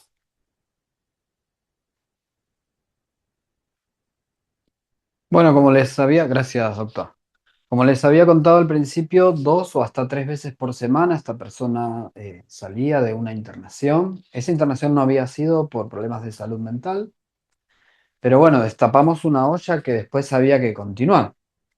Y algo que sí me gusta hacer a mí es mantener constante contacto con la persona y con el entorno porque favorecer la adherencia es fundamental. Hay que trabajar mucho en el vínculo terapéutico para establecer una buena alianza terapéutica con la persona en riesgo y con su contexto, porque es posible que esa base segura sea la que nos ayude a acompañar a la persona en algo que es de vida o muerte. ¿Sí? No es como que yo tenga que quedarme como tranquilo, como que no vino y ya está, dejó, no estaba lista o qué sé yo. Yo estoy viendo que existe un riesgo, tengo que hacer todo lo posible para lograr la continuidad, ¿sí? Muchas veces las personas también no están listas o no cuentan en ese momento con el recurso personal puntual para enfrentarse a un espacio terapéutico porque está atravesando, por ejemplo, una crisis aguda o porque no está lista para enfrentarlo de por sí, pero eso no significa que porque no viene al psicólogo no puede ir con el psiquiatra o no haya que estar en contacto con ese contexto para poder brindar indicaciones para el abordaje de urgencias. Cosas que tienen que quedar muy claras, porque a veces, eventualmente las personas o se sienten un poquito mejor y dejan y qué sé yo, tampoco podemos ir a cazar a alguien para que venga con nosotros, puede elegir otros, o puede escuchar otras opiniones terapéuticas también, es su derecho, pero siempre tenemos que poder agotar las instancias para puntualmente hacer las recomendaciones para las situaciones de riesgo y también para ofrecer otras alternativas si la persona no adhiere al tratamiento farmacológico, por ejemplo, el inyectable. La elaboración del plan de seguridad, eso es importantísimo hacerlo. El modelo de DBT-PTSD que les contaba al principio de Bojus propone una encuesta severa de conductas autodestructivas o conductas de riesgo que tocan distintas cosas, entre ellas el suicidio, el consumo de sustancias, los problemas relacionales, incluso problemas legales con la justicia, con la policía, con las instituciones, ¿sí? Y entonces esa herramienta, hay otras herramientas, por supuesto, no tenemos por qué usar esa todo el tiempo. Lo que van a hacer es ayudarnos a establecer ese plan de seguridad, dónde mirar y qué poder prevenir en cuanto a estrategias con el contexto. Es decir, yo tengo, por ejemplo, una persona que está cursando el secundario y va a tener distintos tipos de situaciones que se pueden dar ahí. Puedo ir a conversar con preceptores, puedo ir a conversar con profes, puedo, si es que es favorable, hacer la indicación para que la tarea se haga en la casa, etcétera. Sí, un montón de variables a tener en cuenta porque la persona tiene que poder desenvolverse en su contexto. Pero tengan en cuenta algo. El plan de seguridad no significa que la persona va a estar incapacitada. Sí, por favor. Gracias, muy amable. No significa que la persona va a estar incapacitada para todo y tiene que pedir permiso para todo. Una de las grandes indicaciones que se hace cuando una persona está en situación de riesgo, con ideación suicida persistente y con riesgo de hacer un intento de suicidio es no dejarla sola, alejar los métodos, por ejemplo, objetos cortopunzantes, etcétera, que estén en el contexto. Y bueno, esto que les decía, ¿no? Acudir al SOS farmacológico, realizar las consultas correspondientes, obvio, llamar al terapeuta, está buenísimo ante ciertas situaciones, y otras situaciones que ya no requieren llamar al terapeuta. Si la persona se autolesiona, no llamen al terapeuta. Sí, a la guardia. Y el modelo DBT-PTSD nos dice lo siguiente: acordás con el paciente llamar al terapeuta, pero antes de la autolesión, no después. Antes como estrategia para manejarlo antes. ¿Se entiende? Porque es una intervención terapéutica esa. ¿Qué es lo que pasa ahí? Eventualmente lo que buscamos es que la persona nos llame siempre que lo necesite, o hay algo que vendrá después, terapéuticamente.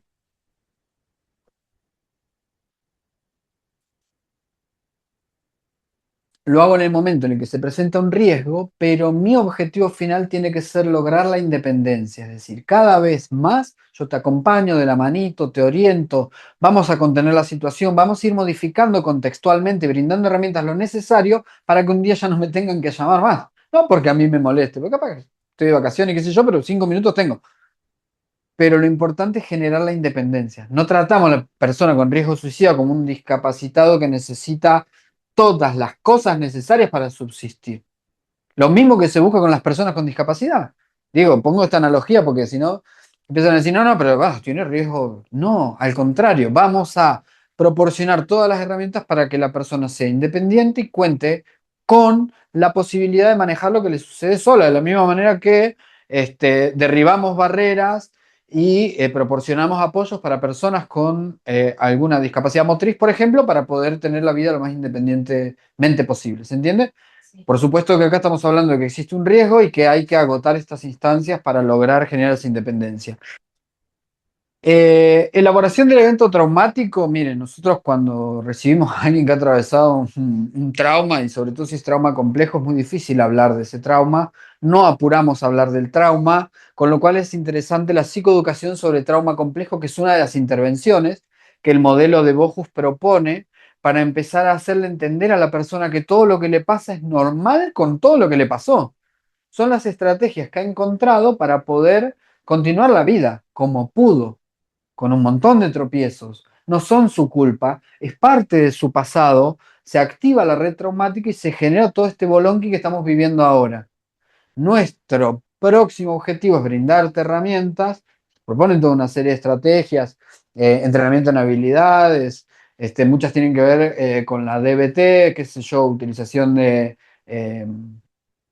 recién se la nombré al doctor recién, acción opuesta, preguntar a mente sabia, validación radical es importante, validar lo que la persona le ha pasado y le está sucediendo como parte de esa historia, entendiendo que su actualidad es así. Es decir, el sufrimiento es inimaginable.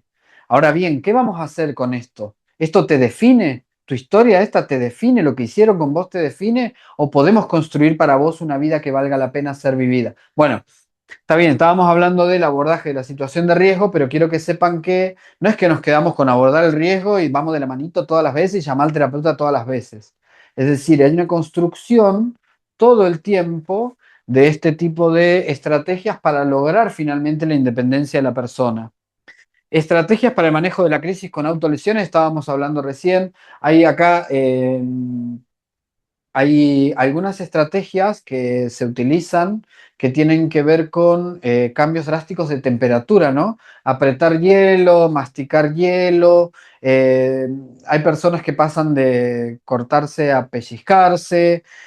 Usualmente yo, con algunas personas funciona y con otras no, utilizamos esto de sostener un grupo muscular así, haciendo mucha, mucha, mucha fuerza durante algunos segundos y después relajando. Entonces, si ustedes van y lo hacen en un gimnasio, se van a dar cuenta que les genera cierto dolorcito y cierto calor. Bueno, esas estrategias a veces se utilizan para el momento de la crisis, pero tengan en cuenta lo siguiente, a veces la alteración psicomotriz es tanta que la persona no va a poder decidir, pero uno trabaja sobre reconocer cuáles son las características previas a ciertos momentos de crisis y cómo el contexto las va a acompañar. Y hay personas que quizá no tienen tanta alteración psicomotriz y pueden reconocerlo, pero medio como que se bloquean y entonces podemos empezar a contar con el contexto y otros, no en este caso puntual, te pueden decir, necesito un abrazo de mi mamá. Y tengo 30 años, pero necesito que mi mamá venga y me abrace.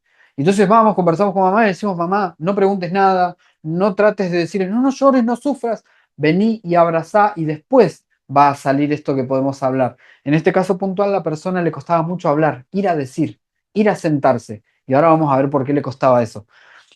Elaboración de la culpa y el trabajo sobre el autoconcepto, esa es puntualmente la característica del caso en la cual me sirvió muchísimo empezar a formarme en DBT-PTSD, porque me estaba costando muchísimo brindarle estrategias a la persona para poder redefinir esa culpa. Trabajar la culpa, trabajar los miedos. Hay distintos pensamientos irracionales que van a interferir en la mejoría de la persona, la mejoría de la autoeficacia y del autoconcepto que son importantes de trabajar. Y cuando no tenés herramientas específicas, te sentís que ya no diste más, pero vos ya generaste el vínculo. Esa persona no puede ir ahora con otro, a ver, andá y brindale. A ver, busca con otro ya. ¿Sí? Y el comienzo del trabajo sobre la posibilidad de un nuevo camino es lo que le comentaba, que es este objetivo que tiene la DBT-PTSD, que es, eh, para que lo tengan en cuenta, bueno, yo todavía no termino la formación, pero para que lo tengan en cuenta, tiene toda una serie de etapas del tratamiento ordenadas con distintas intervenciones y no es que uno, si bien no es una guía que hay que seguir así, no es que uno puede saltearse cosas tampoco, ¿sí? Hay que irlo trabajando con esa guía para poder generar también ciertos resultados. Tiene un principio y tiene un fin, no es una terapia para siempre, pero bueno, contempla también estas cuestiones del abordaje del riesgo. ¿Sí? Terminamos, creo que con la última ya terminamos.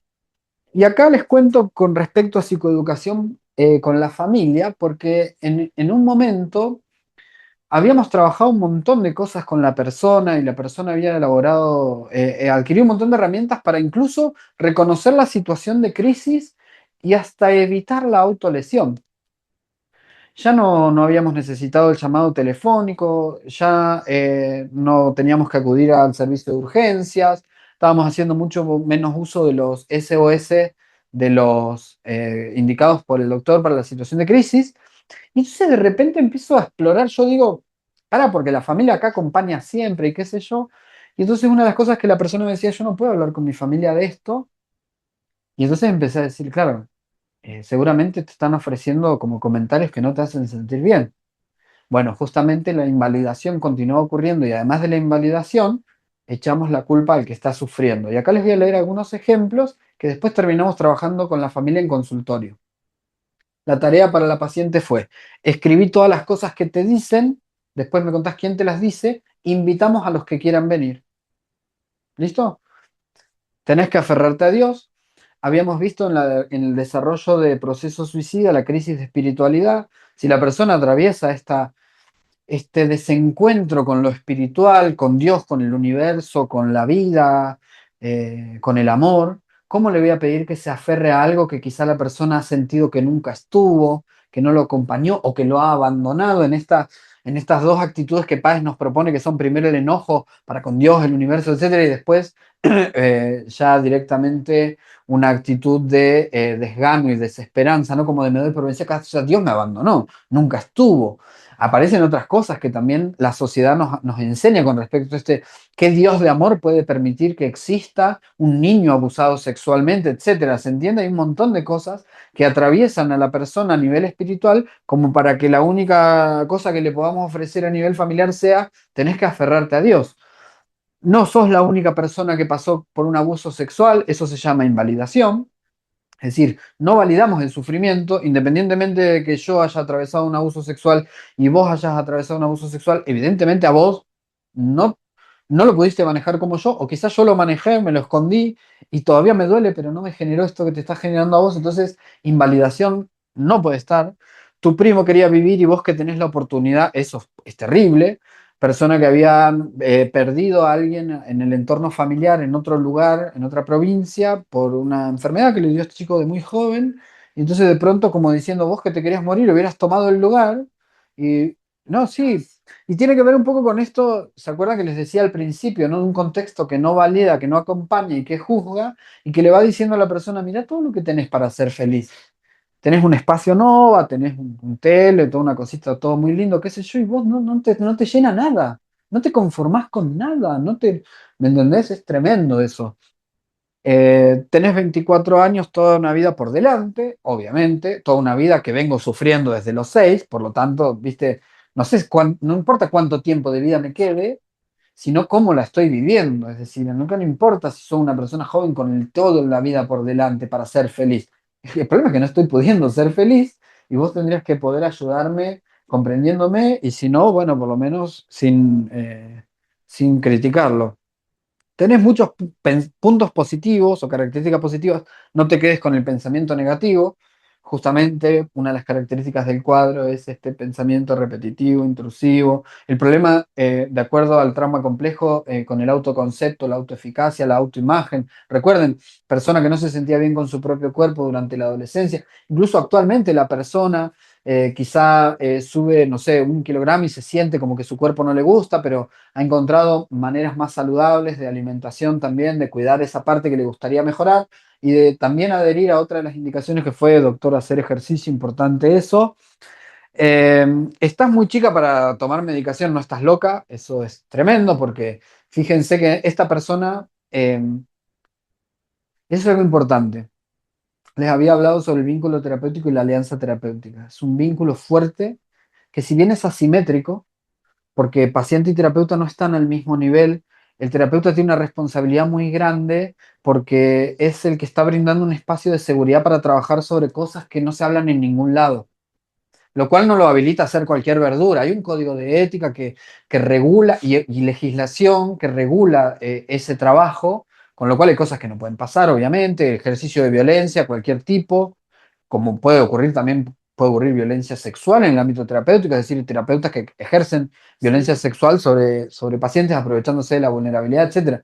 Quiero decir, no es que esa relación asimétrica habilita al terapeuta a hacer lo que quiera, por el contrario, lo hace trabajar en un marco regulado que busca el bien de la persona y la minimización del riesgo, todo con estrategias científicamente probadas. No puedo venir a decirle a la persona, anda a hacer flores de Bach, anda a hacer Reiki, anda a hacer esto, anda a hacer lo otro. De hecho, si la persona viene y nos pregunta si puede adherir a una terapia alternativa, esto lo cuento allá de paso porque a mí me pasa seguido, está bien, uno no se pone a decirle, no, eso es una... No le das tu opinión personal, es tu opinión profesional, le decís, eso es algo que vos podés elegir por vos mismo. Les cuento de paso, en mi experiencia, muchas personas sí, que han tenido crisis suicida después de aquellos cursos de autoconocimiento, cualquiera sea, han después terminado hospitalizados también, porque las personas que hacen este tipo de cursos utilizan estrategias propias de la psicología grupal, movilizan mucho, pero después lejos de cualquier marco normativo legal o que los obligue a alguna responsabilidad, largan a su suerte a personas sin herramientas para manejar toda esa movilización, con lo cual sí advertimos el riesgo, pero no es que le decimos, no, porque yo opino que esta cosa, ustedes mi opinión ya la conocen, pero profesionalmente a los pacientes les transmitimos esto, ¿sí? Que es importante porque también es la decisión de la persona. persona puede decir, te escucho, acepto lo que vos pensás, pero a mí me va a hacer bien. Buenísimo, ha sido explicado toda la cosa. Volvemos a la alianza terapéutica. Recordemos, persona que había sido visto por un psicólogo en la vida, en un contexto de evaluación para pericia, no confiaba en un terapeuta ni a gancho. Pero de pronto se encuentra con el doctor Coronel y conmigo, que acompañamos todo este proceso, y después de la mejoría, de la minimización del riesgo y de la posibilidad de construir una vida que le guste ser vivida, que le ofrezca un futuro, independencia y demás, la persona, no sé si a vos te lo había comunicado, pero sí, siempre, por lo menos, resulta en consulta. La verdad que yo con ustedes me sentí bien, me sentí acompañada, comprendida, y eso es lo que me ayudó a poder enfrentar esto. Así que fíjense lo importante de poder generar ese vínculo de confianza cuando al otro la familia le está diciendo, y también es lo que permite. Ahora imagínense si mi intervención hubiera sido, vos anotás todo esto y después vas y sentás a toda tu familia en la mesa a la noche, pegás un manotazo así en la mesa y les decís, a mí no me dicen esto y lo otro. ¿Lo puede hacer? No. ¿Y si lo hace sería favorable? Y no. Pero en este contexto, que es seguro, donde hablamos, bajo secreto profesional, donde no estamos criticando a la persona que hace esto porque no sabe, sino que le estamos ofreciendo herramientas, la persona se siente validada y se siente segura. Mira, hay alguien de mi lado, alguien que está trabajando para mi bienestar y en conjunto vamos a ofrecerle a mi familia esto, para que me mejore a mí. Bueno, por supuesto, en consecuencia también a la familia. Porque esta familia no es que la quería ver morir, o sea, acompañaba, pero le estaba saliendo esto nada más, ¿sí? Siempre la repercusión real. Exacto. Muy atravesados por los mitos, si se fijan, ¿sí? Comparación del abuso, uno de los familiares había tenido también, sufrido un abuso sexual en otro momento de la vida y lo estaba comparando mucho.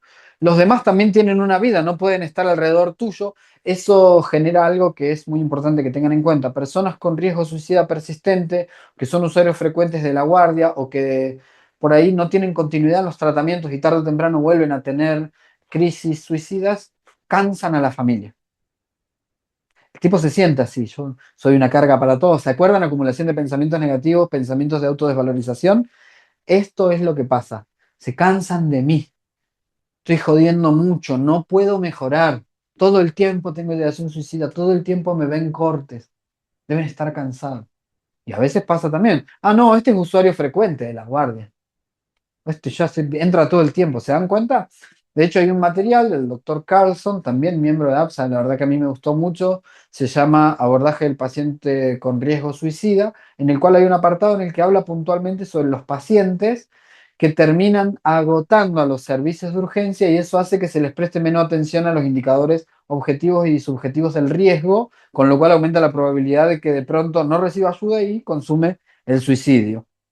No sé si el tratamiento es efectivo porque estás durmiendo mucho. Dos cosas con eso. Primero, persona que dormía entre las 2 y las 4 de la mañana, porque la cabeza no la dejaba tranquila. ¿Qué va a hacer cuando pueda empezar a dormir? Va a dormir. Está buenísimo que duerma.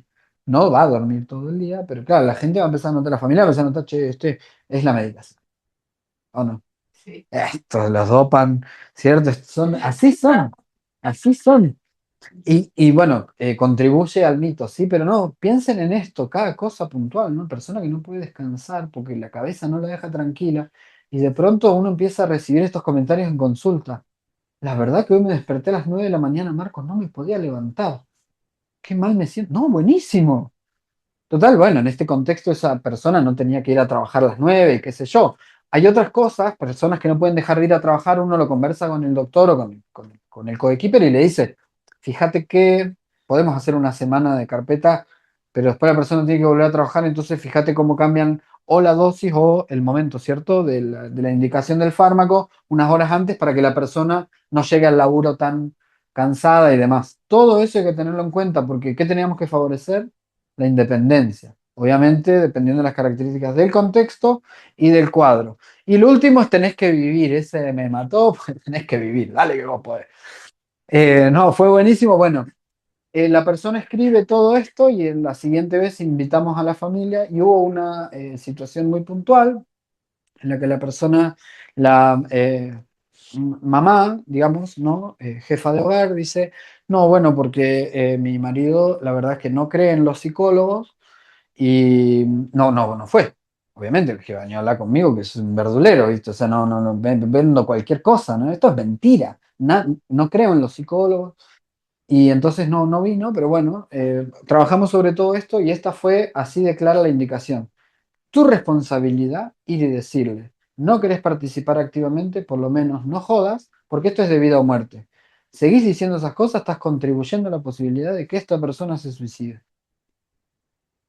Hizo así la cosa, obviamente le entró la info y a la siguiente vez pregunté, entonces había mejorado la situación.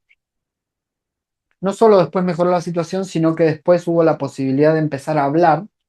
Se ve que también le llegó el fax al tipo. Siempre al hueso yo, sí, soy así, mis intervenciones terapéuticas son así. Al tipo se ve que le llegó el fax y se empezó a abrir a la posibilidad de escuchar y entender a la persona cuando la persona no estaba mamá, por ejemplo, y tenía que hablar con alguien sobre la posibilidad de una autolesión. Tremendo. Y no sé qué más queda. Bueno, ah, bueno, no, nada, esto lo hemos explicado con respecto a lo de... nada, piensen en lo siguiente, psicoeducación es importante porque si no trabajamos con un contexto, en este caso un contexto familiar, iban a haber cosas que no iban a seguir mejorando y todavía faltan otras que seguramente se van a ir dando a medida que continúe el tratamiento, pero bueno, eso es la presentación del caso clínico de hoy, espero haber no sido muy pesado porque... Gracias. Gracias.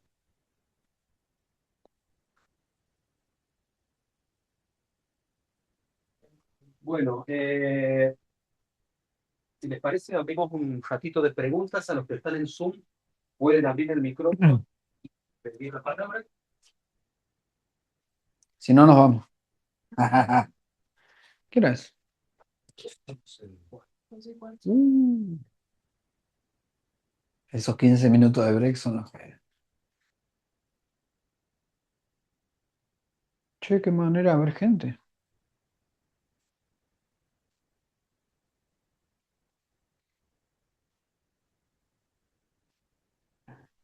Muy bien.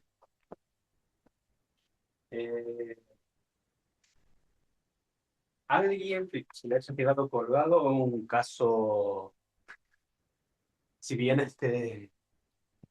fuerte, durísimo, bastante duro con respecto a a la experiencia, bien, eh, no es alejado de la realidad cotidiana de lo que tenemos que ver y escuchar todo el tiempo, ¿sí? ¿Alguien que quiera hacerle una pregunta específicamente a Marcos con respecto al proceso suicida, las fases, a ver cómo contextualizar cada fase en cada situación puntual? ¿Alguna experiencia similar?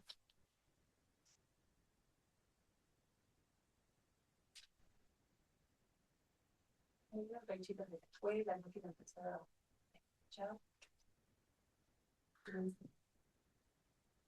¿Está Flora Tía por ahí? Una psicoterapeuta de Santiago del Estero, conocida nuestra. Qué importante es lo de psicoeducación de trauma. Bien.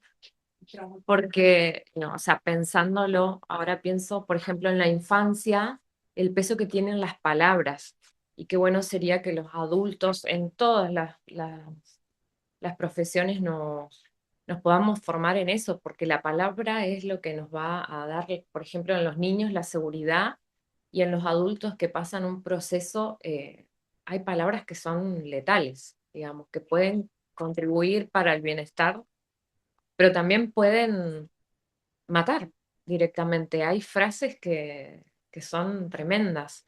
Qué bueno sería que podamos formarnos todos en, creo que psicoeducación, que lo nombraste, Sí, psicoeducación psicoeducación de del trauma trauma. para el modelo de DBT. Ujú. Y si querés ampliamos un poquito y pensamos en cómo lo propone Páez cada vez que transmite el concepto de proceso suicida, con respecto a lo importante de la psicoeducación para que todos entendamos la problemática del suicidio y cómo se construye el proceso. Eh, De hecho, en el libro del año que viene, que vamos a publicar el año que viene, hay un apartado también sobre psicoeducación de proceso suicida, y que tiene que ver justamente con empezar a contar todos con esta información. Obviamente nos va a ayudar a derribar mitos y a ofrecer herramientas más saludables en el contexto, pero también me parece importante lo que vos decís de, hay un montón de cosas que no empezamos a dimensionar hasta que no tomamos contacto con la información. Es decir, Tal cual. se cae de maduro que un evento traumático en la adultez es distinto que en la niñez, pero no sé si todos los terapeutas empiezan a relacionar puntualmente las cosas que van a empezar en adolescencia y adultez, como nos dice Bohus, como cuestiones evitativas que van a reforzar la red traumática, y empezar a relacionarlo con cómo esta cuestión sistemática ha ido inmiscuyéndose en la conformación de la personalidad, en el autoconcepto y demás, ¿sí? Porque usualmente, como Carlos nos decía, también las guías lo que nos enseñan es hacer un diagnóstico categorial, pum, pum, pum, es esto, el tratamiento es este, vamos para adelante, pero nos estamos olvidando que hay una historia de vida detrás y psicoeducarnos con respecto a eso me parece fundamental. Sí. Mira, ahí Cintia, le mandamos un saludo a Cintia que está en Alemania, una psicóloga santiagueña. Pregunta si el proceso suicida o de intervención es diferente cuando hay un diagnóstico de base, por ejemplo, o no. Por ejemplo, bipolaridad, etcétera. Y también diferenciar que no todo es trauma, o los diferentes tipos de trauma también. Totalmente de acuerdo. Puntualmente con respecto a trauma, el modelo de Bohus nos dice que incluso situaciones que no sean graves, gravísimas como el abuso sexual, pero sí que representen contextos inseguros para las crianzas de las infancias y las adolescencias, pueden ser consideradas en la elaboración de un trauma complejo en la vida de una persona. Por ejemplo, situaciones de violencia de género, pero que no requieren intervenciones judiciales porque no han sido, entre comillas, lo suficientemente graves para intervenciones o demás, pero sí que crean un ambiente inseguro donde la persona también va a adquirir este tipo de características. Sí estoy muy de acuerdo con que no todos los traumas son de tipo complejo y no todos, y no todas las personas, la historia de vida y los contextos van a corresponder a las mismas formas de intervención. Este caso puntual sí requirió del abordaje de estas recomendaciones que hace Bohus con respecto a trauma complejo puntualmente para trabajar sobre la culpa, porque bueno, esta historia de vida lo había presentado así.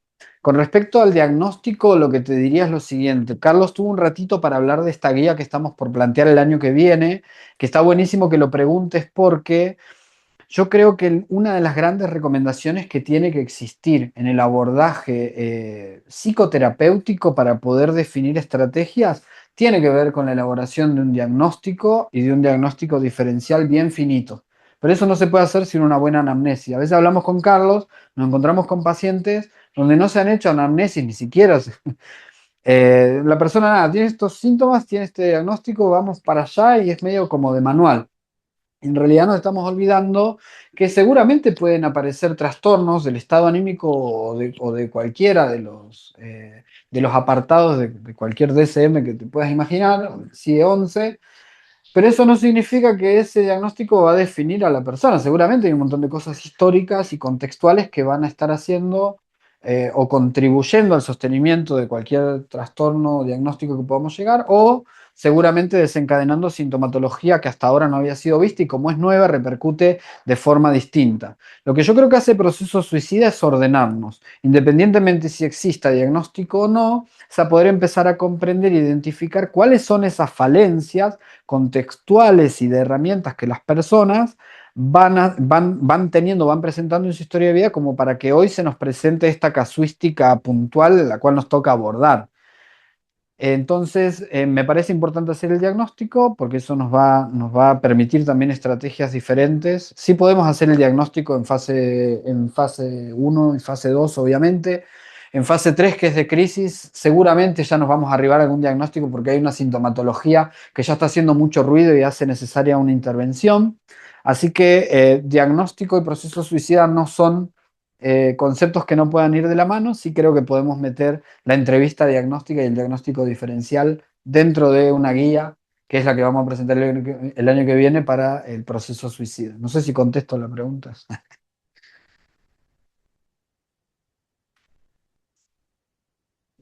Disociación. ¿Viste? Qué buena palabra. Es la misma persona, ¿no? Sí. ¿Sabés que justamente Chao, que le vaya muy bien. Buen fin de semana. Ya pronto terminamos.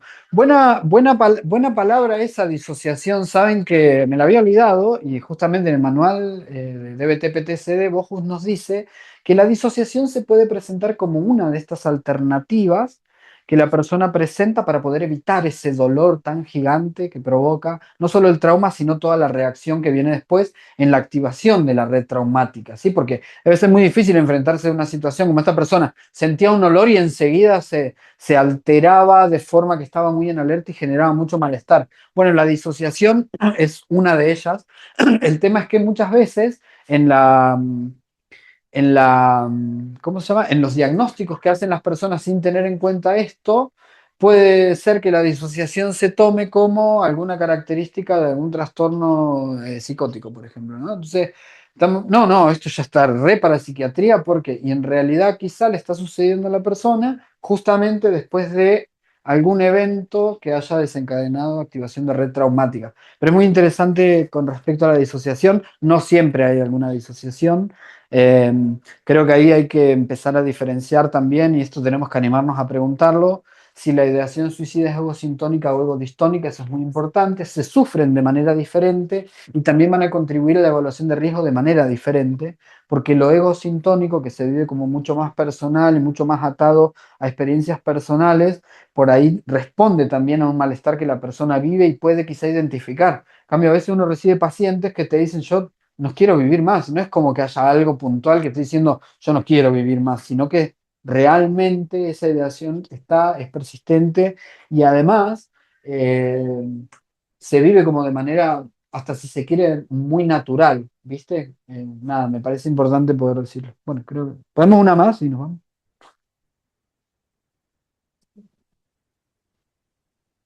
Bueno, Una más tiene Cintia.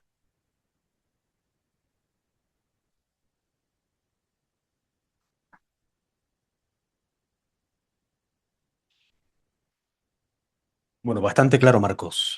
sí, eso claro. Bastante profundo, bastante detallado. Así me caigo. Y eso por inquieto.